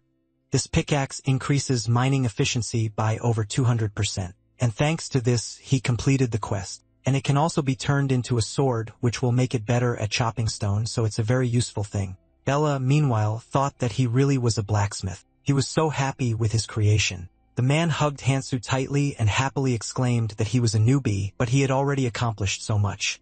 They would not lag behind him and would work hard tomorrow. The other men crowded around their table and began pouring Hansu alcohol, after which one exclaimed that he was now one of them. Let him drink to the bottom. MC was very happy to chat, but the evening soon ended. The next morning, Rek led him to a cave where there were deposits of 1,000-year-old cold iron, and he, raising an eyebrow in confusion, asked if this was the place he mentioned. He said that they couldn't enter because of the barrier. The man said that it was true, but the 1,000-year-old cold iron really was there. Hyun-soo was slightly upset and noted that there were a lot of monsters there. Is it really safe? He told him that from now on, everything was up to him, and he rubbed his chin in confusion, wondering how they would mine or there. Rex said he was going to another mine, and if he needed him, he could call him anytime. After he left, a system notification appeared in front of MC about the start of a new story, which made him slightly nervous. 100 years had passed, and the power of the mage who had set up the barrier had weakened. The monsters trapped here for 100 years were now enraged. The barrier would be broken in 3 minutes. Hansu immediately rushed to the foreman and warned him that the barrier was about to collapse, and they needed to evacuate the miners before that happened. Rek, with a puzzled look, said that couldn't be true. After all, the barrier had stood for 100 years, and there had been no problems. Then a roar was heard, confirming MC's words. Everyone froze and looked up, and the mine began to collapse, and rocks hit several miners. The foreman, helping his comrade up, exclaimed that the mine was collapsing, and they should flee from here immediately. Hinsu waved his hand and told everyone to evacuate. The monsters would soon break out. The man who had been drinking with him yesterday told him to go first. They would first save those inside and then leave. His colleagues agreed with him and told them to go first. They couldn't abandon their comrades. Rek firmly said they were right. They couldn't leave. Most likely special magic had triggered the collapse. They would save the people trapped inside. MC looked down and thought that according to the task, the barrier would soon fall and the monsters would break out. What should they do? The system gave him a mission to save the miners from death. 58 people are inside the mine and 38 are outside in danger. The reward is unknown, and failure of the task will result in the death of the miners. Currently, 96 people are alive. The reward depends on the final number. Hansu nervously clenched his teeth and thought that he needed to act more decisively. These were the same people as those he had already met in Ares. He pulled out his sword and gripped it tightly in his hands, telling Bella that if he missed even one monster, she should cover him.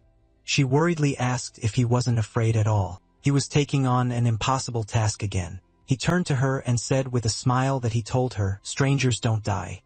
He would hold off the monsters at the entrance to the mine. After that, he stood in front of the barrier and prepared himself while the monsters began to break through, slamming against the barrier with all their might. MC wondered if this would be enough to deal with them. He couldn't handle them with just the sword. To stop the monsters, he needed something completely new, a special weapon that would require much more. He closed his eyes and concentrated on his creation. Had never worked with anything like this before. If he initiated an emergency creation using a massive amount of ore, he would eventually be able to deal a single powerful blow. He opened his eyes and a glowing sphere appeared in his hands, attracting chunks of ore, and then a sword of cold steel grew from it. The system warned him that the barrier would soon collapse. A countdown began. 5, 4, 3, 2, 1. An explosion thundered and the barrier collapsed. Hansu prepared himself and monsters emerged. Among them, a rock troll, an orc, and a wolf. He immediately rushed to attack, and the system notified him that the 30-second limit was ignored. It would be lifted after one strike. The rock troll rushed towards him, and he shouted that as long as he was here, no monster would break through. He raised his sword above his head, swung it with all his might, and decapitated the monster with the ice storm technique. Huge blocks of ice emerged from the ground, impaling the monsters on sharp spikes, and MC dealt with them all in one fell swoop. The cold iron blade shattered, and he looked at it thoughtfully. Then he looked up at the blocks of ice, and an idea occurred to him. If he used the right materials to create this sword, the effect would be completely different. Since the dungeon was still full of monsters, he looked around to check on the miners, and saw that they were working hard to save their comrades who were buried under rocks. The system reminded him that the reward depended on the number of surviving miners, and he needed to save them. He confidently clenched his fist and thought that these people were no longer just NPCs to him. He experienced the same thing when he went to save his father. These people were ready to do anything to protect their loved ones. He turned to another cave from which monsters had already begun to emerge and thought that he would definitely protect them. Seeing the humans, the monsters immediately sped up and charged. Then Hansu ran towards them and ran into the cave to replace the monsters in the part of the dungeon where there are no people. They turned around and followed him. Then he drew his sword and turned sharply, parrying an orc's blow, and noticed that the wolf had decided to attack him from behind. He quickly turned around, dealt a couple of blows to all the monsters around, and there was still one left. The troll swung his club, MC prepared, and swung his sword, cutting it in two, and then delivered a sweeping blow to the troll's chest, causing it to immediately fall to the ground. But the monsters weren't finished yet. They surrounded him and growled menacingly, and he closed his eyes and concentrated, thinking that it was good that he had learned the art of the King of Swords. He assumed a fighting stance and using the sword of the Raging Wave, attacked the monsters with a shockwave, causing them to crumble. The sword of the Raging Wave deals 100% additional damage on impact, and a successful attack on a vulnerable area deals a 140 additional damage. But this also expends a lot of energy. Hyansu staggered and fell from fatigue, saying that this was much more amazing than he thought. After that, a system notification appeared in front of him. The mine was cleared. The sudden mission to rescue the miners was completed. All 96 people survived. He completed a new episode with an excellent result. He smiled, glad that everyone was safe, and the system said that by taking advantage of the circumstances, he could get a greater reward. He thought that saving people was a reward in itself, but since he was offered something better, he would not refuse. Leaning on his sword, he stood up and had a great idea. Meanwhile, Rek pulled the last victim out of the mine and turned to his comrades, smiling, saying that they could rest easy now. Everyone was safe and sound. They began to hug, happy about it. And Bella passed by them, looking at each of them, and told Rek that it looked like Hun-Soo had taken the monsters into the dungeon. Hearing this, he immediately told the miners that the blacksmith had taken the monster deeper into the dungeon, all for the sake of protecting them. The joy on their faces gave way to concern. Now they understood why they hadn't seen the monsters. The foreman said that he, as the leader, was ashamed because they hadn't saved all of their comrades yet. All the miners who were still on their feet should immediately follow him into the dungeon. After that, they armed themselves with torches and went looking for him. They scattered through the cave, shouting his name, and finally found him sitting unconscious by a stone. Everyone immediately rushed to him, and Bella exclaimed that he was seriously injured. She pressed her ear to his chest and thought that despite the wounds, his pulse was steady. She was about to calm everyone down and say that he was okay, but MC grabbed her hand and whispered that she should just sit quietly. After that, he told them, looking exhausted, that he was okay. The battle was tough, but he was lucky. He was able to defeat all the monsters. Everyone is safe, right? Rex sat down next to him and took his hand, thanking him. He felt sorry that they had completely forgotten about him while they were rescuing the others, and he was terribly ashamed of it. He had done nothing for him, only treated him to drinks and food. So why had he done such a reckless act? He replied that they all treated him and Lady Bella like family. Seeing how devoted they were to each other, he couldn't stay away. He just wanted to help them somehow, and he was sincerely glad that everyone was safe now. He coughed up blood, which scared the man, then called him a fool and unintentionally pushing Bella away, hugged Hun-Soo tightly and burst into tears saying that they would never forget his kindness. Bella, meanwhile, looked at them in bewilderment and thought, what was wrong with him?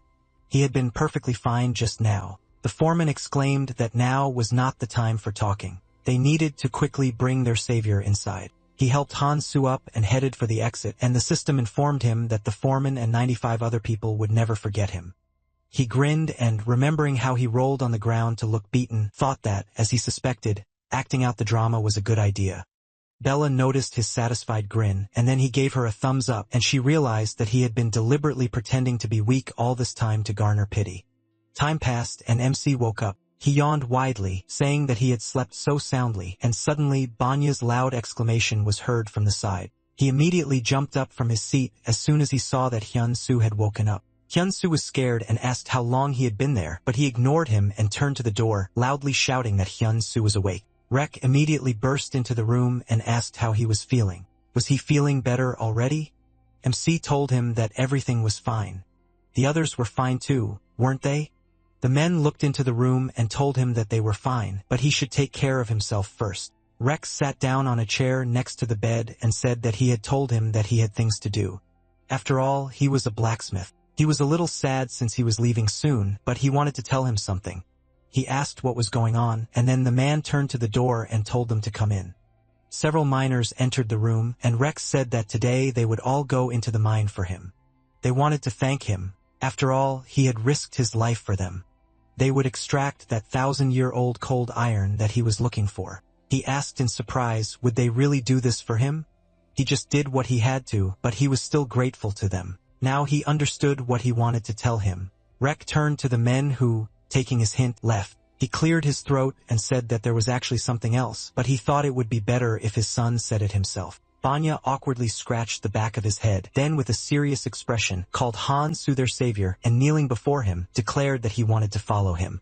The system informed him that the character swore eternal allegiance to him, that he had the potential to become a legendary miner, and that he could accept him as a follower. The MC stared at the system window in surprise, wondering what this meant. Meanwhile, in the special user department, Soyeon was keeping a close eye on him. And judging by the pile of garbage around her, she hadn't stopped working. She clutched her head and, staring at the screen, wondered why this had happened at a time when the group leader was not there.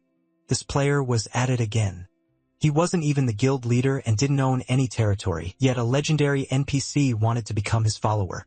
Realizing they were about to be reworked again, she despaired. Hansu, meanwhile, excitedly asked the guy to stand up. He didn't deserve such honors, but he firmly declared that he did. He saw everything with his own eyes, how he wielded a pickaxe, and how he rushed to save them. It was incredible and very touching, but most of all, it inspired deep respect in him. He looked up at him and excitedly exclaimed that he promised to put his all into the cause. He would mine or for him, so he was asking him to take him with him. MC looked at him slightly confused and thought that he could sense his sincerity. There was not a drop of pretense in his devotion. Noticing that he was lost in thought, Banya worriedly asked, "Is he not suitable because he doesn't yet have worthy skills?" He excitedly waved his hands and said that wasn't true at all. He just wasn't ready to be someone's mentor yet. Could he take a moment to think about it? He extended his hand to help him up and asked for time to think things over and prepare. When he was ready, he would let him know. Banya looked at him with delight, and he said that when that day came, he would join him. Immediately after, the guy hugged him tightly and began to thank him, and the system informed him that it had accepted Banya as a follower. Information about him was now available to him.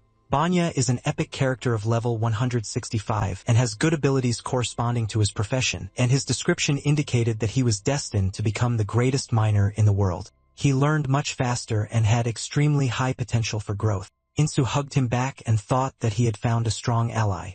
From now on, they would grow stronger together. Banya finally let him go and said he didn't want to rush him, but he wondered when they would see each other again. He told him it would be a long time at all, and he excitedly said that in the meantime he would mine or with the other miners. They decided to chat informally with each other, and Rek watched them with a smile the whole time. Soon, it was time to leave the ice mine, and everyone gathered at the portal to see him off and give him the ore. He received 415 iron ore and 51 cold iron. Rek rolled a cart up to him and said that he had kept him waiting. He pulled a cloth from the cart and proudly declared that it was 1,000-year-old cold iron. This is a unique ore that can only be processed by a level 300 blacksmith. It increases fire resistance by 91%, raises ice skills to a unique level, increases blade sharpness by 150%, and sword striking power by 58% with infinite durability. This is iron that has been lying in the ground for 10,000 years. Even though it has the same name, it cannot be compared to ordinary cold iron.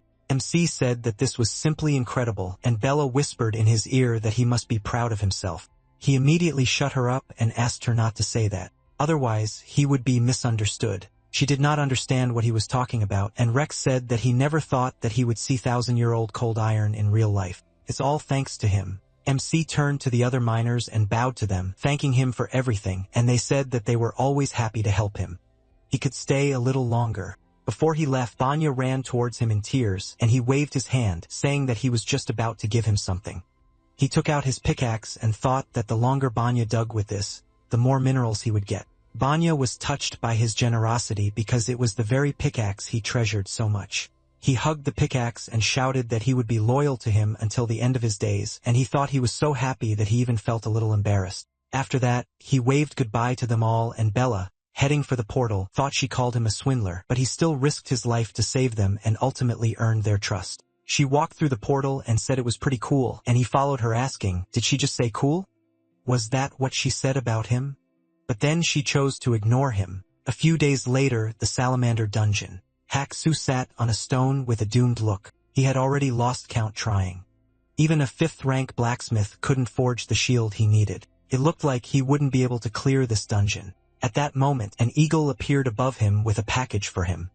It landed on his hand, and the system informed him that Hin-Su had sent him a gift. He accepted it with the thought that he was only level 59, so it was hardly anything special. But still, it was very kind of him. He decided to open the gift, and a new system window appeared in front of him. He stared at it in surprise, then blinked, thinking he was seeing things, and then shocked thought, what is this? Could this really be some kind of bug? It was Hyun's personal shield of a unique rank perfectly suited to his requirements. Fire resistance 201%. Defense against fire-type monsters 247. Against fire-type monsters, attack increases by 222%. Passive and active skills are tied to the ice attribute. This is Hyun's 8th personal shield, an almost legendary item. If the material was as close to the original as possible, it would be perfect. Hyuk-soo, confused, said that he had much more talent than he thought. He glanced at the drawing on the front of the shield and wondered if this woman with snakes was Medusa, the Gorgon. He created a shield based on the myths about her, a true masterpiece. The system notified him that there was very little time left until the end of the quest, and he stood up thinking that it never ceased to amaze him. Maybe with this artifact he could pass the dungeon. After that, he entered the Salamander dungeon, and the system notified him that this was his last secret quest. Meanwhile, MC met with Belle, and she delightedly said that thanks to him, she finally saw the kingdom's throne room.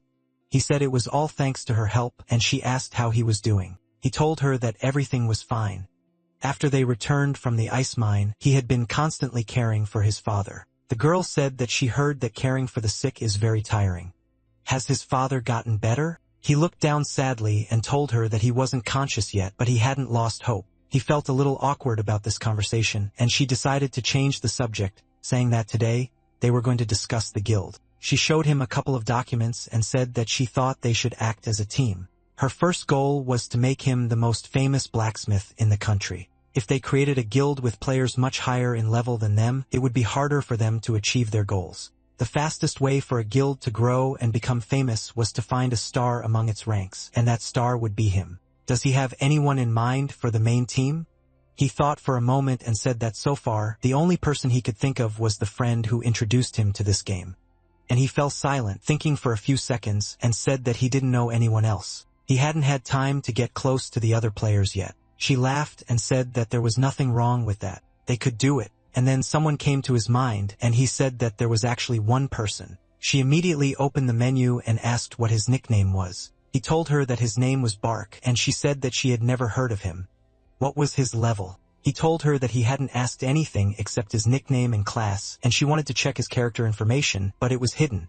After that, she said that they needed one of the future founders, and he suggested a person he knew almost nothing about. He thought for a second and told her that when he was at a complete standstill in his life, he sacrificed his own game so that he could start over, so he owed him a lot. She leaned back in her chair tiredly and asked if he was by any chance a businessman. He was surprised that she had guessed this and confirmed it, and she shook her head in annoyance, saying that he might not realize it, but his value in Ares was very high.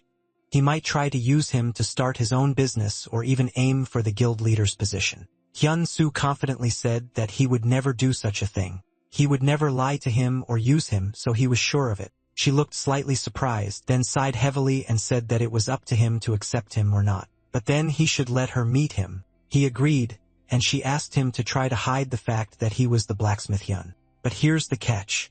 The gift he sent him had Hyun written on it. Belle immediately began scolding him while Hyuk-soo was busy completing the dungeon. A salamander attacked him. He immediately hit the monster with his shield, and thanks to his frost skills, dealt it a lot of damage, after which the salamander immediately exploded. He looked at his shield and remarked that it was simply amazing. He didn't think everything would work exactly as he wanted. He looked at the inside of the shield and noticed something interesting. The inscription Kyun. He immediately broke into a smile and exclaimed that this couldn't be.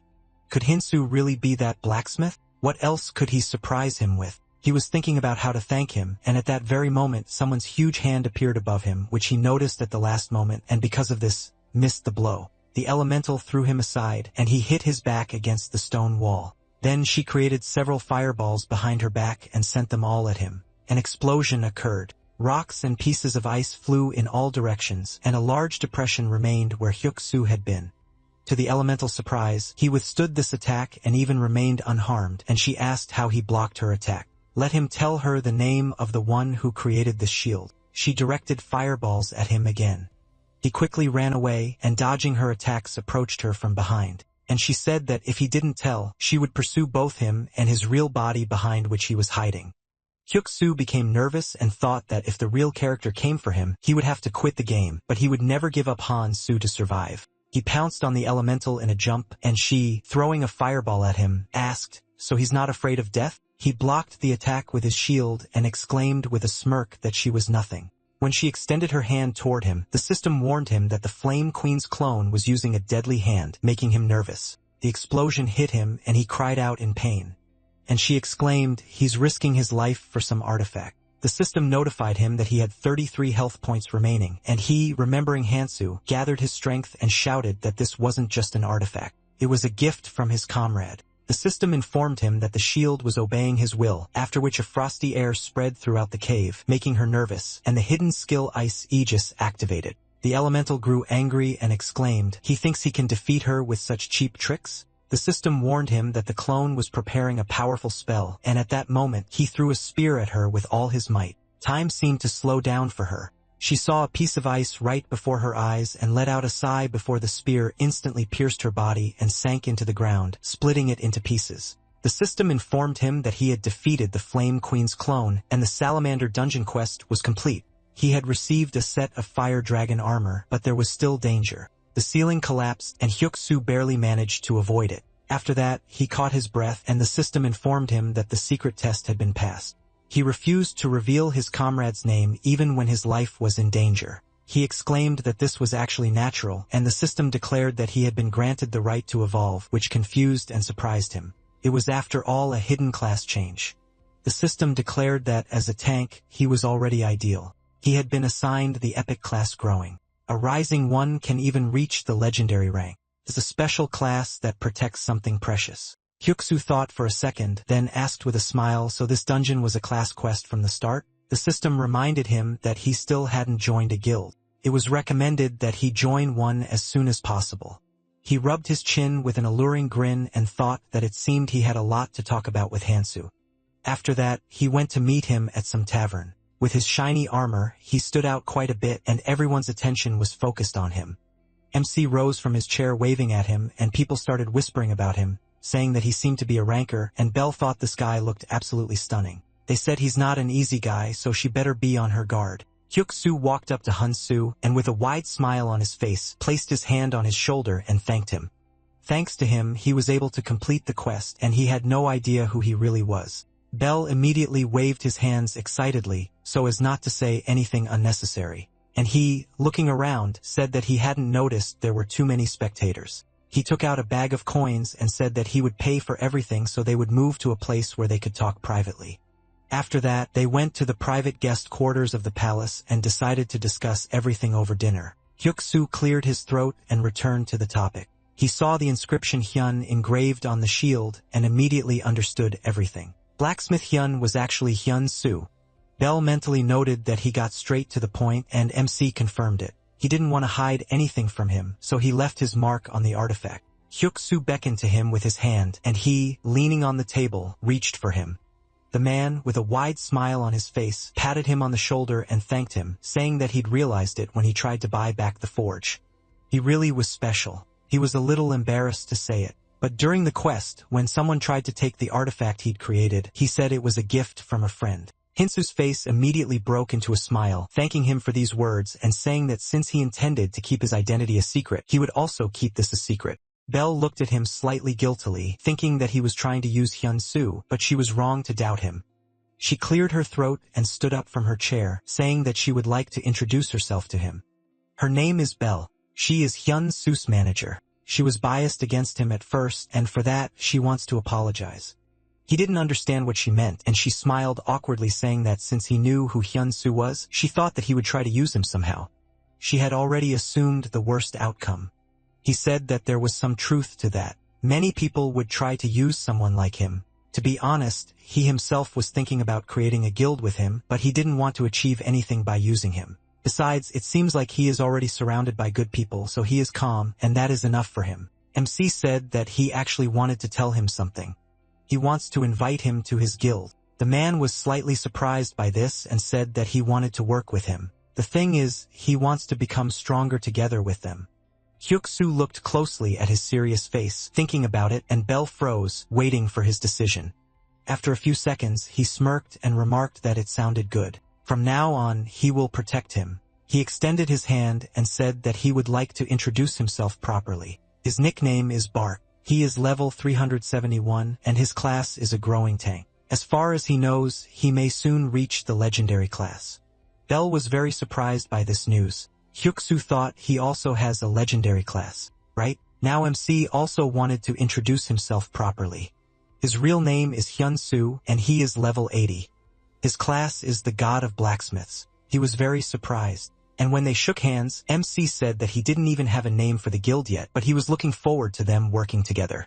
He smiled and said that the feeling was mutual, then called him the future leader. Belle was happy watching them, and Hyuk-soo suggested that they start eating while they chatted. He also wants to pay him for that gift. He clicked something in the system window, and Hyunsu said that he gave the shield as a gift, so he didn't need to do anything. But it was too late. He transferred 400 million won to his account. He was very surprised and immediately started waving his hands excitedly, saying that it was just a gift. And he laughed, saying that he couldn't accept it so easily. Has he already thought about how he will develop his guild? Belle said that her first goal is to make the blacksmith more famous. After that, she wants to take orders for creating items. He became interested and asked, so she wants to make the guild's name famous first? And what's her plan? She told him they'll put the hottest guy on air, and it'll be Hyunsu. He stared at her in surprise, not understanding if he'd misheard the words about a hot guy, and then nervously asked what she said about going on air. Is that a joke? They both stared at him with enticing glances, and he smiled wryly, thinking it was simply amazing. Since the game became popular, major television channels have partnered with it. Online networks, private streamers, they've all released content about the game. Among them, one channel used to have the highest ratings broadcasting the game. After a while, the staff was already busily preparing for the broadcast. The host climbed into the game capsule, and the producer, so nervous that he started biting his nails, asked, "They all know that their ratings have been dropping lately, right?" His colleague confirmed this, saying that's why they've already built up interest. Blacksmith Hyun declined to appear, but the martial arts tournament winner said he'd come in his place. They both prayed as this could be their last chance. A message appeared on the screen announcing preparations for the broadcast, and 6,000 viewers had already gathered. One of them wrote that the legendary Truth Room would soon begin, and another viewer noted that this was true, but they only bring boring guests. In the Truth Room, they force you to tell only the truth. The broadcast finally began. The host appeared and greeted all the viewers, saying that they hadn't seen each other in a while. Their guest today is the martial arts tournament winner. Everyone is interested in his real face, right? Someone in the viewer said that they said the blacksmith will also appear, but he won't show his face. Another anonymous viewer said that rumor has it that he is a short, bald, old man with a beer belly. They started arguing that today's viewership would drop to 5,000, and the host said that, as expected, they would move straight to the main event. He pointed to a chair next to him and said, "Here he is, the winner of the martial arts tournament, Hyunsu." As soon as he appeared, all the viewers were very impressed by his appearance. And while he was chatting with the host, he noticed that the entire chat was littered with question marks. Is something really wrong? One of the anonymous users wrote that he was simply handsome. Why is he so cute? He awkwardly laughed in response, and a viewer named Roan donated 500 million won and asked, when will the Blacksmith Heim come out? The rest of the viewers in the chat were amazed because he is the #1 guild leader, one of the strongest blacksmiths. A few days ago, in the guild's meeting room, Sylvia, a member of the Black Anvil Guild, asked why they were holding an emergency meeting when the blacksmith was busy. Dax asked if she had even read the community. This is a hot topic right now, especially after he became famous for creating a sword for the Sword King Barad. Bon asked, but they don't have to hold him back, right? Dax said it never hurt to be cautious. They need to recruit him before he becomes even more famous. He turned to the leader and asked, right? Roan said he listened to their opinions. And as for the blacksmith, Hun, he would check everything personally and then decide. That's why he went to watch the stream and even sent a donation. The host was very happy with such a generous donation and clapped his hands, saying that they had an incredible guest watching today. The leader of the best blacksmith guild in Korea is watching their stream. You can't see something like that even for money. He asked the viewers to support them, and then the blacksmith, Hun, sent a donation of 100,000 won, saying that he would do an interview today. Seeing this, the host became very excited and said that they were very happy to see him. And the MC thought that, as expected, he set everything up so that people thought that they were two different people. The host decided to return to the topic and turned to Han Su, asking him to introduce himself. How old is he? He answered that he is 23 years old, and he asked what he does for a living, to which he replied that for now, he puts everything into the game. The host asked if he has a girlfriend, and he laughed, saying that it would be nice. Then the girls immediately started donating to them, saying that they don't have a boyfriend either, and they want to know more about him. The host was very happy and grinned seductively, saying that since everything turned out this way, they will ask the blacksmith a few questions. What does Hin do for a living? The MC remembered Belle telling him to pretend to talk to Hin Su through an earpiece, and he touched his ear and told him he was a blacksmith. The host asked about his age, and he told him that Hin Su said it was a secret. Then he asked about his height and weight, and he smiled nervously, saying that this was also a secret, apparently. The viewer's suspicions that he was some old bald man only increased, and the host whispered to him, "Does he want to ruin the whole show?" Han-soo wondered if he insisted on hiding everything so persistently. Would his image be completely ruined? If he continued to dodge questions, nothing good would happen. He firmly stated that he wanted to introduce himself through his works, and the man stared at him in surprise. He immediately touched his ear and smiled nervously, saying that Han-soo had just said that. The host remarked that it sounded good, and coincidentally, they'd prepared the perfect content to showcase his work. He brought up a picture on the stream and told everyone to look at it. It was the perfect collaboration between martial arts tournament winner Han-soo and Blacksmith Han. They were calling it a time dungeon mission. Blacksmith Han must create artifacts in 10 days, and Han-soo must clear the dungeon using these artifacts. The viewers were surprised. It was incredibly difficult. Even top blacksmiths would have a hard time standing out in such conditions. The host smiled nervously and silently asked everyone to shut up. How could anyone be distracted from such cool content? This would definitely revive their channel. After that, they received a donation from Blacksmith Roan. He said that if he made a rare item in 10 days, he would give 1 million. For an epic 3 million and for a unique 10 million. Could he really set such a mission? The host became very excited, and Rong said that if he couldn't do it, then he would have to reveal information about the sword that was made for the Sword King, Barrett. The host was delighted by such crazy content, and the MC frowned. So Rong decided to see what he could do, and Han-soo, touching his ear, said that Han-soo accepted his challenge. After this eventful day, the MC returned to the forge and got down to business. Meanwhile, Belle watched the community's reactions. They were surprised and very interested. She said that ever since he appeared, the entire community has been talking about him. What does it feel like to be famous? He ignored her, and then she grabbed his shoulder tightly and called out loudly, startling him. She asked what amazing thing he plans to create. He told her that he was still thinking about it. The artifacts he creates will be at least rare. But since Roan has raised the stakes, he wants to show off his unique rank and properly promote himself. Belle said that the community thinks this is a full-fledged battle between Han and Roan, and he, confused, said that it is not really a battle. She stated that this is not the case at all. It has already turned into a rivalry. If he completes this mission, he will receive not only money, but also Han's fame as a blacksmith will skyrocket. The Black Anvil will definitely try to recruit him. He asked what would happen if he couldn't do it. She told him that then the value of Hyun-soo's blacksmiths would fall and the feature would disappear.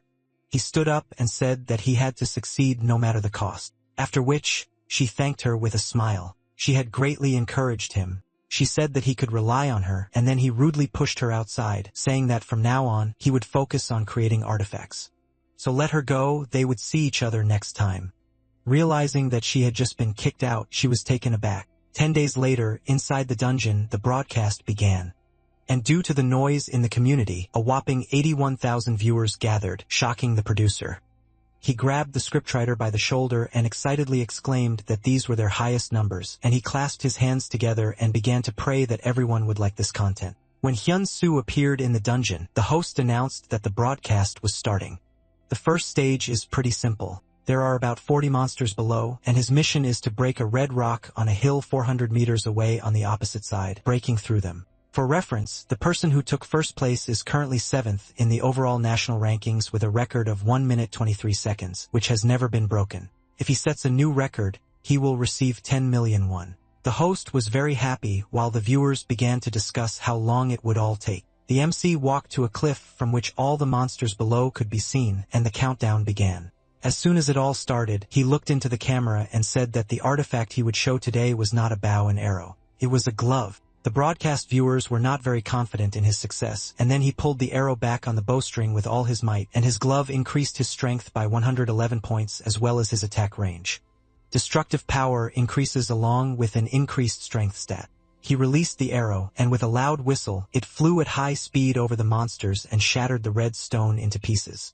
Thus, he set a new record for the first stage of the time dungeon. It took him 41 seconds to complete it. The host was delighted and exclaimed that since he set a new record, he would receive 10 million won. Han-soo smiled and thanked them all for the prize, but the reward he would receive would be 20 million won. He was surprised. Then MC turned to Roan asking, "He hasn't forgotten about their bet, has he?" He grinned and showed him the glove saying that it was of a unique rank. A new message appeared in front of him, and Roan asked it to display information about the artifact. He showed it to him, and he stared at the screen, puzzled, making sure that this artifact was indeed of a unique rank and was made by Hansu. This glove is specially made for an archer. It significantly increases strength as well as range, piercing power, and destructive power. Hansu asked, was he convinced now? Thought for a second, then sent him a donation of 10 million won, and he immediately thanked him for it. The viewers noticed his eyes lit up, and the MC said the blacksmith had made an interesting offer. He said he would sell the artifact at auction right now. Roan walked away, asking his guild members not to change the broadcast and to tell him if there was anything important. At this point, he solemnly waved his hand and announced the start of the auction. The starting price was 10,000 gold, but no one rushed to buy it, which took him by surprise. He smiled awkwardly and wondered why everyone was silent. Was the price too high? But Bell had told him to set that price. He nervously glanced at the chat, wondering if this was the right price, and then all the viewers began to quickly raise their bids. Hinsu was so excited that he started thanking them all, although they should be thanking them, and thought he had a big catch. He bowed and asked them to send their bids to the Hinforge private messages. The host returned and thanked everyone for waiting. The second stage is finally starting. The auction continues, so don't leave. What stage is next? This time, MC's opponent was a level 121 Cyclops, and he prepared a heavy sword for it. Everyone was wondering if he could defeat the Cyclops. And at that moment, the monster raised its club over its head. Hansu concentrated, quickly jumped to the side, and then pounced on the Cyclops. But while he was in the air, he decided to punch him. Fortunately, he managed to block the blow. The spectators thought he was killed by this blow, but they jumped to conclusions. MC, with renewed vigor, rushed into the attack. He swung his sword, and the Cyclops swung his club. Their weapons clashed, but Hansu's sword proved stronger, cutting off the monster's arm before landing several blows and landing nearby. The audience was surprised that he killed the Cyclops with one blow. Was it the champion or the weapon that was so cool? Everyone was curious about the rank of the artifact. They thought the sword was at least rare, and the MC, seeing the chat, laughed awkwardly and said that the second item was a bit disappointing. They immediately inundated him with messages asking to see the sword stats, and some viewers laughed at that. This weapon turned out to be quite common. The description said that this custom sword received a random penalty. The audience was surprised. The difference from the first artifact was simply huge. So Hyun just got lucky the first time. The first item was unique, and the second one is common. Even an ordinary blacksmith could do that. Hyun-soo smiled awkwardly and asked, "That's a bit disappointing, right?" He thought that he didn't even know that emergency crafting through the panel reduces the rank by 2 levels. There was no notification about it, but it's so unfair. Roan, watching the stream, decided that Blacksmith Hun's success was just luck, and then he received a call. A member of guild said that the second artifact was so-so, but he still thought they should hire him. The leader remained silent, and he asked how much they should offer him as a bonus. He glanced at the stream and answered that they should offer him 2 billion. After which, he ended the call and thought that maybe it was too much, but it was better to hire an experienced blacksmith and not bother. He decided to examine the sword stats more closely and noticed something interesting. Meanwhile, the host exclaimed that it was simply amazing. He had flawlessly cleared the second stage, but the last stage will not be easy. But why? The thing is, there will be a bunch of bosses there. Han-soo needs to reach the hill with the flag. Of course, the monsters won't just stand there and watch. He needs to reach the flag without getting kicked out. Honestly, after his words, they might ask, is this the final stage? The viewers agreed with him, saying they were already thinking about leaving the broadcast. And he said that the monster in this stage would be a level 138 werewolf. A werewolf's hide is so thick that even players of the same level can't penetrate it. Therefore, the chance of success in this stage is less than 20%. Even the fastest record holder barely made it through this stage. He told Hunsu to start and wished him luck, and Hunsu said that there was nothing he could do with the weapon. There was no point in regretting it. He needed to focus on the final stage. The viewers told him to get started quickly. But when they saw that he wasn't moving at all, they asked if there was no time left. He declared that he wasn't going to run from the monsters, and they laughed at his boldness. Then he pulled out a bow and said that with this weapon, he would kill them all. The audience advised him to run while he could, but he wasn't going to do that. He turned to the huge crowd of monsters, took aim, and then fired, hitting one of them in the head. The werewolf screamed and grabbed his head. His whole body began to tremble, and the ground beneath his feet cracked, pressing him sharply against it. There was a roar. Chunks of earth flew apart, and the MC happily said that this time, everything was definitely right. The audience didn't understand what they had just seen and, delighted, asked him to quickly show them of this weapon. Hansu said he now wants to introduce them to a third item inspired by a bow from Jeju Island myths. They say a great king used this bow to shoot down the sun and moon, and this item is called the 1,000-gun bow. When he was little, his father told him the legends of Jeju Island. Long ago in the world of the living, there were 2 suns and 2 moons causing chaos in the world. The king of the world of the living, Sobilwang, asked his older brother, the king of the underworld, Debilwang, for help. King Debilwang descended to the world of the living to help his brother. He used a bow weighing 1,000 gun or 600 kilograms to shoot down the extra sun and moon and restore order. That's the story. But he was more interested in this bow and told his father that he wanted to make one too. Now that he's grown up, he's taken it seriously. He thought that if he used his knowledge, he might be able to create a real bow weighing 1,000 gun, but it was unclear how much strength he would need. A brilliant idea came to him. Instead of a bow weighing 1,000 gun, he could increase the weight of an enemy hit by an arrow. He decided to try it and got some black wood with a smooth texture used as a material for imbuing special abilities. That's how he created this bow. At the moment, he quickly broke through a horde of monsters, shooting an arrow into each of them, and they immediately fell. Watching this, the host exclaimed in delight that this couldn't be. Could werewolves really be killed that easily with an arrow? The audience was also amazed, and the MC looked around saying that he dealt with the werewolves, but something was wrong. The atmosphere changed as soon as he entered the forest. A new group of werewolves leaped out from the shadows of the trees. He was about to kill them all with one shot this time, but he didn't notice another monster lurking behind him. The wolf opened its mouth wide, and a deafening howl echoed through them, raising a wind in the forest. Hyun-soo turned to check and froze in horror, unable to understand why he was feeling this fear. The system informed him that he was hearing the roar of a powerful predator activating his survival instinct. The effect fear. A wolf emerged from the forest, its steps heavy, and the chains around its neck clanking loudly.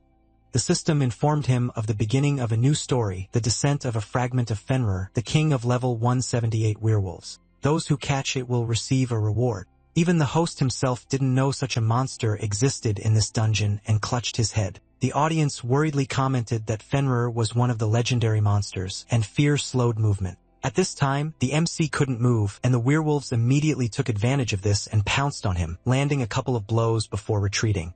Despite the blows, Hansu managed to stay on his feet, and then a new group of monsters ran towards him. He tried to use his bow, but his arms barely moved, and he cursed, and the system warned him that he was under the bleeding effect. Under the influence of fear and bleeding, his physical stats decrease.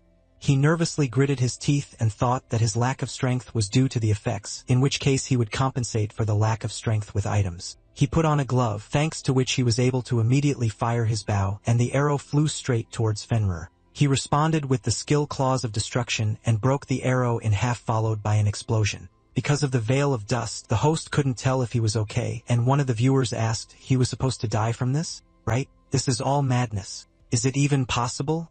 Luckily, Hyun-soo wasn't hurt. There was no one at the scene of the explosion except Fenrir. He ran behind the trees and jumped, ending up right above the wolf's head, then took aim and said it was a dead end. He shot him right in the eye. And while he was in the air, the wolf decided to slap him with its paw, and he smirked and said that this wasn't the end. The true power of this bow was elsewhere. After that, an enormous pressure fell on the wolf. The weight of 600 kilograms pinned him to the ground. The wolf continued to be pressed into the ground. It crumbled, and pieces flew in all directions. The host was amazed by such force, and MC meanwhile climbed onto the monster's body and sat on it with a victorious look. The host grabbed his head in shock and exclaimed, "What just happened? And what is this broken bow?" Immediately after this, the chat was flooded with offers to buy this bow. Among them, even the famous #1 archer, Yen. These messages also appeared in front of the MC. He told them that Hin just sent him a message. He said that he would never sell this bow. Some viewers were upset and gave up, but others did not give up and began to beg him to sell this bow. Hyun-soo jumped off the monster's body and approached the flag, saying that he firmly said several times that he would not sell this bow. Instead, only for archers he would accept one crafting order. He raised the flag and addressed the archers, saying that just like at the auction, let them send a message to Hun's forge. After which, he exited the dungeon and thanked them for watching. He moved to his rented forge and, seeing a bunch of messages, thought that the effect of the broadcast was really amazing. Today's results are good. He received legendary rank materials and a lot of experience. Now he was level 100 and could create his own guild. He remembered Hyuksun and Bell and thought that now he could finally be with his people. And most importantly, he could take Banya with him. The system asked him to name the guild, and he thought about it. With the meaning of wishing for a bright future, he chose the name Guangmiao. The system informed him that he had become the guild leader and received the title of Lord's Grace. Immediately after, he invited Hyuksu and Bell to join the guild, and the man remarked that the name sounded pretty good, and Bell liked it too. She excitedly exclaimed that now that the guild was created, she would first look for a base for them and then asked what he would do next. He told her that he was going to keep the promise he made to Barrett, and she asked in surprise what promise. He told her that Barrett had recently told him something. If he ever created a guild, he should find him. And to keep this promise, he will set off for the kingdom of Goyard right now. When news of the guild's creation reached His Majesty, he did something that outraged his servants. How can he give land to a stranger? This is too much. Barrett said he knows this. To obtain land, one must perform worthy deeds, and they think he looks like someone who makes such decisions frivolously. Then the protagonist received a call from Kim Po. He answered and asked, "Hello." The man greeted him and said that thanks to him, the broadcast went really well. He hoped it would be the same next time. They would gladly invite him again. He was grateful. The total donations were 37 million won, and after deducting the commission, he would receive about 25 million. He would also receive 10 million won as a bonus for setting a new record. Then he awkwardly added about sending money to the blacksmith Hansu. The protagonist smiled and said that if he transferred it to his account, he would split the amount in half and give it to him. He replied that he understood, then they would see each other again. He said, "Yes, see you later." Then he looked at the phone screen and said, "Wow. The donations alone are already 25 million won. In that case, in just 10 days, including the sale of the glove, he received about a 100 million won. Then Bell wrote, "Hansu, can he log in now?" He replied, "Yes. He'll log in now." After a while, he found himself in the village square. Bell ran up to him shouting, "Hansu." She clenched her fists and smiling shouted, "He's incredibly popular right now. This is no joke." Not only is Black Anvil inviting him to join their ranks, but Hansu's forge has surpassed 410,000 subscribers, and it's ranked 49th among Korean forges. Hyunsu, is he even listening to her? He smiled awkwardly and scratching the back of his head said, "It's all thanks to how well she manages everything, Bell." Then she smiled awkwardly and closing her eyes, apologized and said that she got a little carried away. By the way, he said he was heading to the Goyard kingdom. Did he have everything prepared? He replied, yes. He had prepared thoroughly. He repaired some damaged equipment he recently received as a quest reward using his own method. He plans to show it to Barrett and build trust. She remarked that it was an excellent idea. She clenched her fist and added, this time he should get a hidden quest too. In response, he thanked her for always looking out for him. She looked at him, and he put his hands to his face and asked, "Is there something on his face?" She yelped, "No. Nothing." Then she awkwardly added, "About that matter of theirs, she's still searching, but she hasn't been able to find it yet. She'll let you know as soon as she finds it." He smiled and told her not to rush the search. He was grateful to her. After some time, Marquis Vallo, Lord of the Goyard Kingdom, looked at the animal and asked Barrett, "His Highness, has he developed a new hobby? Wolves?" He petted the wolf and said it was a congratulatory gift from the last dungeon lord. Vallo said he congratulates him again, His Highness. By the way, he heard that he plans to grant land to a stranger. Is that true? Barrett was surprised. Why was he asking? Was there a problem? He replied that he was speaking cautiously, but he thought it was a bit excessive. Giving land to a mere blacksmith, wasn't he just a rookie? He replied that Hunso had saved his life. Did he still intend to object? Vallo said, in keeping with the traditions of the Goyard Kingdom. But before he could finish, Barrett noticed the wolf's reaction, and then a subordinate said, "Your Highness, Hyunsu has arrived." They both looked at the door, and the protagonist walked into the room, a huge black wolf looming behind him. Vallo looked at him in surprise and wondered if the blacksmith's aura. Then the protagonist reached out and said, "Your Highness Barrett, he has returned." After a while, they sat down at the table and Barrett, taking a cup, said that the atmosphere here had changed quite drastically in such a short time. "Is it because of this equipment?" MC nodded and replied, "Yes. As expected, His Highness is insightful." This is Fenrir's helmet and cloak. Not only do they increase stats, they also grant the wolf's majesty. Burad asked, did he do that too?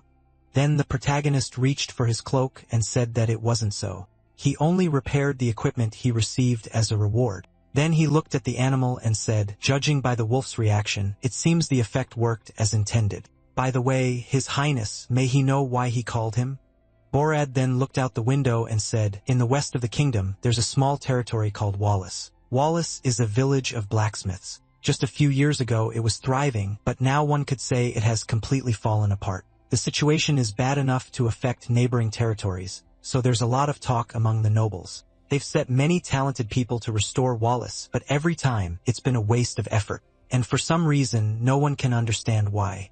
They always end up fleeing the village as if escaping from something. And then he met him, and when he saw the sword he made, he was sure. The one who can solve the Wallace problem is him. At that moment, a system window appeared stating that he must restore the western territory of Wallace. Rank S, restricted only to those who have received Barad's offer. Reward, 10,000 gold for every 10% increase in territorial development. Penalty for failure, decreased trust level with Barad. Description. The problematic territory of Wallace in the kingdom of Goyard has been declining at a certain point. He must find the cause and restore it to its former glory. Then the protagonist looked at the scroll in his hand and thought, restore the city, something he's never done before. Then he said, Your Majesty, he knows. He has no experience rebuilding cities. But if this is a blacksmith's town, if their lives can improve even a little thanks to him, he will do it. He will rebuild Wallace.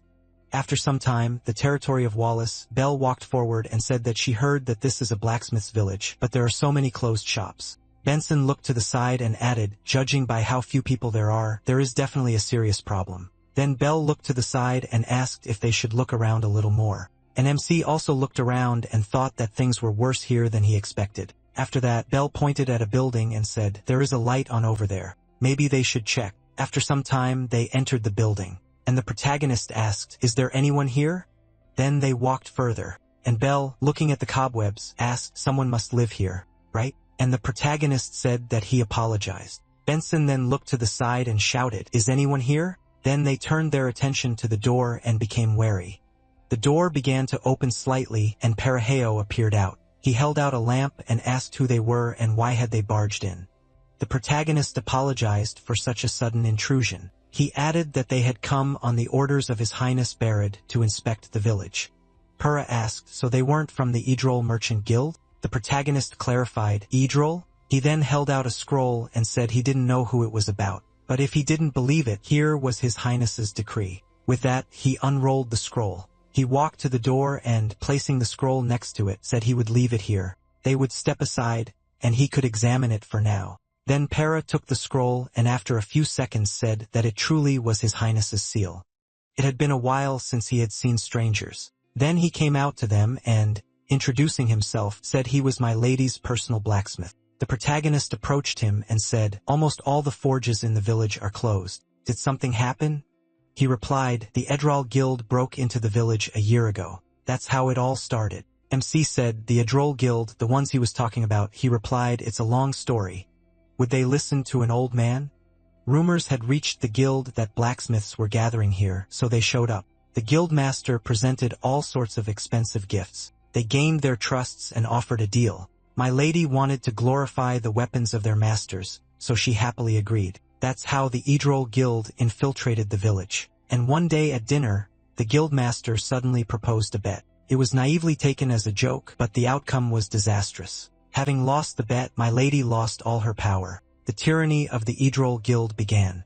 Many blacksmiths tried to escape, but those who failed faced total slavery. Then Belle commented on how vile it was. The protagonist thought not only had they deceived and exploited the men, but they'd also taken everything they had. He frowned and thought he couldn't let it go. Then he asked, old man, did that mean he worked for them too? He looked away and replied that it wasn't so. He was just a fugitive. The day my lady lost the bet, she sent him away with orders to win the bet and save the blacksmiths. Then Benson folded his arms and said, since my lady entrusted him with this, does that mean he has the skill to win it back? He closed his eyes and said, he may have a nasty character, but you can't drink away his talent. Then he rose from his seat and added, however, you can't run forever. They'll come for him soon. Then he walked in the opposite direction and thanked them for listening to the old man's whining. They should leave quickly before they got caught up in it. Then MC told him to wait. He put his hand to his chest and added, if he allowed it, he'd like to help him. Para turned and asked him, and he said he was a blacksmith too, and he couldn't turn a blind eye to such injustice. Para said he appreciated his impulse, but all the blacksmiths who came to this village at that moment, Bucks, a member of the Edrel Merchant Guild, entered the room and shouted, that's where he's hiding, the old rat. The others looked at him in surprise, and then he walked forward and added, he'd been running for a long time, but now he wasn't leaving. It was his turn to accept the guild's bet. After that, he put his sword to Pura's throat and said, if he refuses, he'll pay with his life. Already formed a new gang? Then he took out an object, and a space began to appear around them. He looked at it and smiling said, this is the Forge of Dreams. Relying on knowledge, intuition, and experience, one can forge equipment here at incredible speed. Noticing this, Bell shouted, this is absurd. Benson added, this isn't a bet but a threat. At that moment, a system window appeared stating, Para, level 230. Bucks, level 299. He said the difference in levels was colossal. Defeating him would spare his life. True. He would still have to spend the rest of his days in slavery. Then a system window appeared in front of Para, stating that the test was about to begin.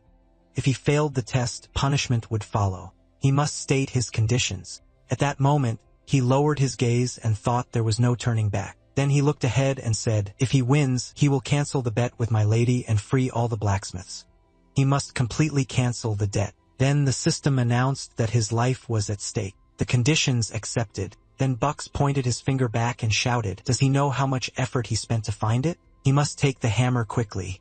Then he looked at Para and added, whoever forges the best sword wins. He replied that he understood. Then the protagonist took Para by the hand and said, sir. He said that they had only known each other for a short time, but he was grateful to him. But then he walked into space and the protagonist looked after him. After that, Para let out a loud sigh and began to create the weapon. He thought that he must forge the best sword in his life. He began to strike the blank with the hammer and then heated it up. The next second, he looked to the side, looking at Buck's finished sword. He thought, as a blacksmith, he feels in his gut, this sword is a masterpiece. It is a complete disaster. Soon it will be gone, and these lands too. Then he heard a scream. He must concentrate. He turned around and noticed how the protagonist began to hit the wall and shouted at him to pull himself together. He should only think about the blade. The temperature is dropping. He must watch the color of the flame. Then Para returned to crafting the weapon, and the protagonist continued to shout. He must increase the temperature. He still has a chance. At that moment, a system window appeared, and Para looked at it in surprise, and then he turned his gaze to the protagonist. The system window said he was receiving the teachings of the blacksmith master. He shouted in surprise, him? At that moment, the man in the control room clenched his fists and shouted, damn it. He slammed his hands on the table and added, he put so much into it, and he had to run into Hansu of all people. And Soyeon looked at him and said, Bucks, isn't he just a passing character? He grabbed his head and shouted, a passing character? He's the 11th legend of the new continent, she shouted in surprise. What? He said that if all the legends were good, it would be boring. He planned to make him the new villain. Then Soyeon looked at Tae-suk and said, no way. His clash with Hyun-soo won't backfire, will it? He paused, tilting his head and saying he didn't even know. They couldn't intervene directly anyway. All they could do was watch. Meanwhile, the system reported receiving instructions from the master blacksmith. Para asked in surprise, Masters? And the protagonist shouted, he must concentrate. He can't relax. Time is short, so it's better to temper in oil, not water. Para followed his advice, and MC said that when sharpening the blade, he should apply even pressure. The next second, Bucks raised his sword and Para did the same. The protagonist thought almost simultaneously. Then Para's face broke out in sweat and he said, it's done. A system window appeared in front of him, stating that Para had created an artifact close to legendary. He looked at the weapon in his hand and then Bell raised a finger and said, they say this artifact is almost legendary. Benson added, any swordsman's dream. He looked at the protagonist and thought that defeating such an opponent with just one level was impossible. But thanks to Hansu's guidance, he surpassed himself. At that moment, the system reported that he had surpassed the blacksmith expert, Para. Buck said, it's impossible. The system reported that he had passed Para's test, and he began to cry and said that he couldn't believe that he was able to create such a sword before his death. And Bucks clenched his teeth in irritation. The The system reported that he had failed the test. All blacksmiths in Wallace territory are freed. The contract is terminated. Territory development has increased by 10%. The next second, Bucks released the sword from his hands and said that he admitted defeat. Then he stepped forward and added, but he, an outsider, he interfered with the sacred test. He grabbed the sword and said, that's why he challenges him to a duel. With these words, he pointed the gun at the protagonist, and a system window appeared in front of him saying, the trial is beginning. He was surprised. What was he to? After a while, the man in the control room fell to his knees and, clutching his head, shouted, Bucks, he shouldn't do this. And Soyeon said thoughtfully, in the end, Bucks did drag Han-soo into the trial. The man shouted, Manager Kim. He grabbed Tae-suk by the leg and asked what he thought would happen if Han-soo fought Bucks. Did he have a chance? He answered, out of the question. Han-soo is the god of blacksmithing. The man asked, then is there a chance that Han-soo will just let Bucks go in peace? He replied, judging by what Han-soo had done before, the chances are 0, and So-yeon said that they would just wait and see. Then Tae-seok looked at the monitor screen and said, so who's testing whom here? Han-soo isn't the kind of person to be judged by level numbers alone. Meanwhile, MC looked at the sword in Buck's hands and thought, it's an artifact, so the problem was with the sword. Then Bucks pointed the weapon at him and said that if he fails the test, he'll cut off his arm. And the protagonist thought he forced people to obey. Idiots like him shouldn't even exist. Then he said, his conditions are his sword. In response, Buck smiled and said, okay, this will be a forging speed test. He let go of the sword and pointing his finger at it said, it tests a blacksmith's normal speed, knowledge, and experience. You need to create a product in just a few dozen seconds. They'll start right now. At that moment or appeared in front of them, and Bucks thought, judging by his appearance, this stranger is at most a mid-level blacksmith. It looks like he only has a talent for teaching. Then he began to concentrate energy in his hands and thought, if this continues, victory is in the bag. Then he said, great, it should be at least a unique rank. The next second, a bright light burst from his crystal, and he covered his face with his hands and shouted, what? He looked at the protagonist who was holding a sword. The system reported that a legendary rank sword had been created. Buck said in surprise, his sword is only a unique rank. No. Did he finish before him? And the system reported that he had lost the challenge. Ownership of the created sword had been transferred. He was surprised. What? And then the sword appeared in the protagonist's hand. He said that without this sword, he would no longer be able to torment people. He was indignant, his sword. An MC came closer and said, he's just paying for everything he's done. And Buck fell to the ground and shouted that it was impossible. And the protagonist pointed the sword at him and told him to name his crimes. In response, he sighed, bit his lip, and then said that he collected a 70% tax from blacksmiths. He asked and he gritted his teeth and added, and those who couldn't pay, he turned into slaves. The protagonist asked, he even threw Melody into prison, right? He replied that it was necessary for the guild's profits. At that moment, Para shouted, imprisoning the lord and exploiting the blacksmiths was unfair. And then the protagonist asked, so where did he hide everything he squeezed out of them? Bucks knelt down and said, in the basement of the guild building. He asked, is that all? He looked away and replied, right, that's enough. He has told everything, so he begs for mercy. The next second, he grabbed the sword and then pointed it at the protagonist and shouted, does he think he's gonna die so easily? And then the protagonist said, Buried Sword Art Chapter 2. He grabbed the sword then threw it up, making it spin.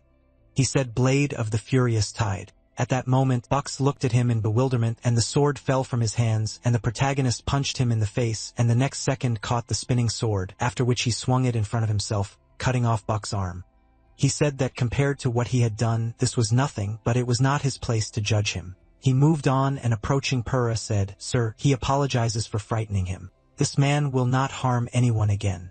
He leaves the punishment to his discretion. Pura was surprised. Did he mean to say that he should pass the sentence? Then he looked at Bucks and said, perhaps he would not mind if the right of punishment went to my lady? In response, Bucks indignantly shouted, Hey, who do you think you are to decide his fate? Then Benson gagged him and told him to shut up. Bell suggested that he just shut his mouth. Then MC approached Pura and asked, where is Melody now? He replied that she must be imprisoned in the castle. He asked him to bring her here. He would leave this man's punishment to him. Para looked at him in surprise and then said that he was grateful. Truly, he was very grateful. With these words, he shook the protagonist's hand. And sometime later, Belen was sitting in the dungeon. hugging her knees. She looked ahead in surprise, hearing a sound, and said that no one was supposed to come here. Then she noticed Para, who was holding onto the bars and shouting, "Melody." And she cried out in surprise, "Him, how did he get here?" Okay, the important thing is that it's dangerous here. He must run. But the next second, he inserted the lock into the keyhole and said, "Everything is fine, Melody. Now she can leave this place." He asks her to come with him. They went out into the corridor and she asked in surprise, "But what's going on here? Can he explain?" He told her not to be afraid that a stranger had saved their lands. She asked, "What?" He said he had defeated that villain, Bucks. She asked, "A stranger?" Impossible. But no. More importantly, did the stranger defeat Bucks? Para turned to her and said he was telling her the pure truth. She only needed to punish him severely. Then he placed his hand on his chest and added, "All of this was done by one true blacksmith." She bit her thumb and said, "Impossible." Then he extended his hand to her and asked her to trust him, that she would see with her own eyes and understand. Then she closed her eyes, and after that they walked to the exit. After a while, Para opened the door for her and asked her to come in, "My lady." She walked inside and cried out in surprise. She noticed Bucks sitting on his knees with his severed hand, and then the protagonist asked, "She's my lady?" She removed her hood and confirmed it. Then she said she was Belen, Lord of the Wallace lands. He had indeed defeated him. The protagonist noticed that it was all true. Initially, they planned to leave the punishment to Lord Para, but he said to leave it to her, "My lady." She stepped forward and said, "In that case." She wrapped up her sleeve and said, since they needed to talk, could he please take the bandage off his mouth? And then Buck's bandage was taken off, and he screamed, "What the hell?" She said, "Bucks." She trusted him and did business with him. She could even tolerate deception, and he smirked. The one who was deceived is a fool himself. But she added, "But touching people on her land is unforgivable. As lord of this territory, she gives the order Para." He approached her and said, "Yes, my lady." She ordered the confiscation of all the property this man had illegally appropriated and the release of all the oppressed blacksmiths. In response, Para bowed and said that he understood her, "My lady." And when Benson grabbed Bucks, he screamed, "What nonsense! This is his property. They are his slaves." And Benson shouted, "Attention." Then Belen appeared to him again and said, "And also, Bucks, she will make sure that he will never harm innocent people again. He will be locked in the dungeon for eternity." He looked at her in bewilderment, and then Benson threw him over his shoulder, but Bucks continued to scream, "No. This cannot be. He is not finished yet." Benson carried him further and said, "Enough." Then he turned slightly and said, "If they leave him here, he will continue to talk nonsense, so he will take him to the castle." Bucks continued to scream, "He must put him down. Idiot. This is simply ridiculous. How dare he do this to him?" After this, MC turned to Belen and asked, "My lady." He would explain the situation in detail. She nodded. After a while, they sat down at a table and Belen, putting her cup on a saucer, said, "This is what happened." He asked why she stood up. She bowed and said that she was truly very grateful to him. Her tears began to fall on the table, and she added that due to her lack of skills, she was unable to properly take care of the territory. If she had been even a little wiser, this would not have happened. At that moment, Para took her hand and said, "No, my lady. This is the fault of someone who came with malicious intent. She did everything she could for her people." Then Belen took his hand and thanked him for those words. She wiped away a tear and added, "She showed a shameful side of herself." But the protagonist said that this was not at all the case. He understood everything perfectly. Then he rose from his seat and said, "Come to think of it, he never introduced himself." He then introduced himself, and Belen did the same, bowing and saying she didn't know how to express her gratitude for saving the territory. The protagonist awkwardly held his hands out in front of him and said he only did what he had to. Belle agreed with him, and Belen added that she apologized for misunderstanding them. Belle was surprised, misunderstood. What was she talking about? She said that when Para said that an outsider helped them, she didn't believe it. She had heard since childhood that outsiders were all selfish and only tried to use them. But today made her realize something. There are good outsiders like him, and she sincerely thanks them for protecting her territory. MC looked at her and thought that he came because of Barrett's request, but he was very glad that he came because they were able to save those two and the suffering blacksmiths too.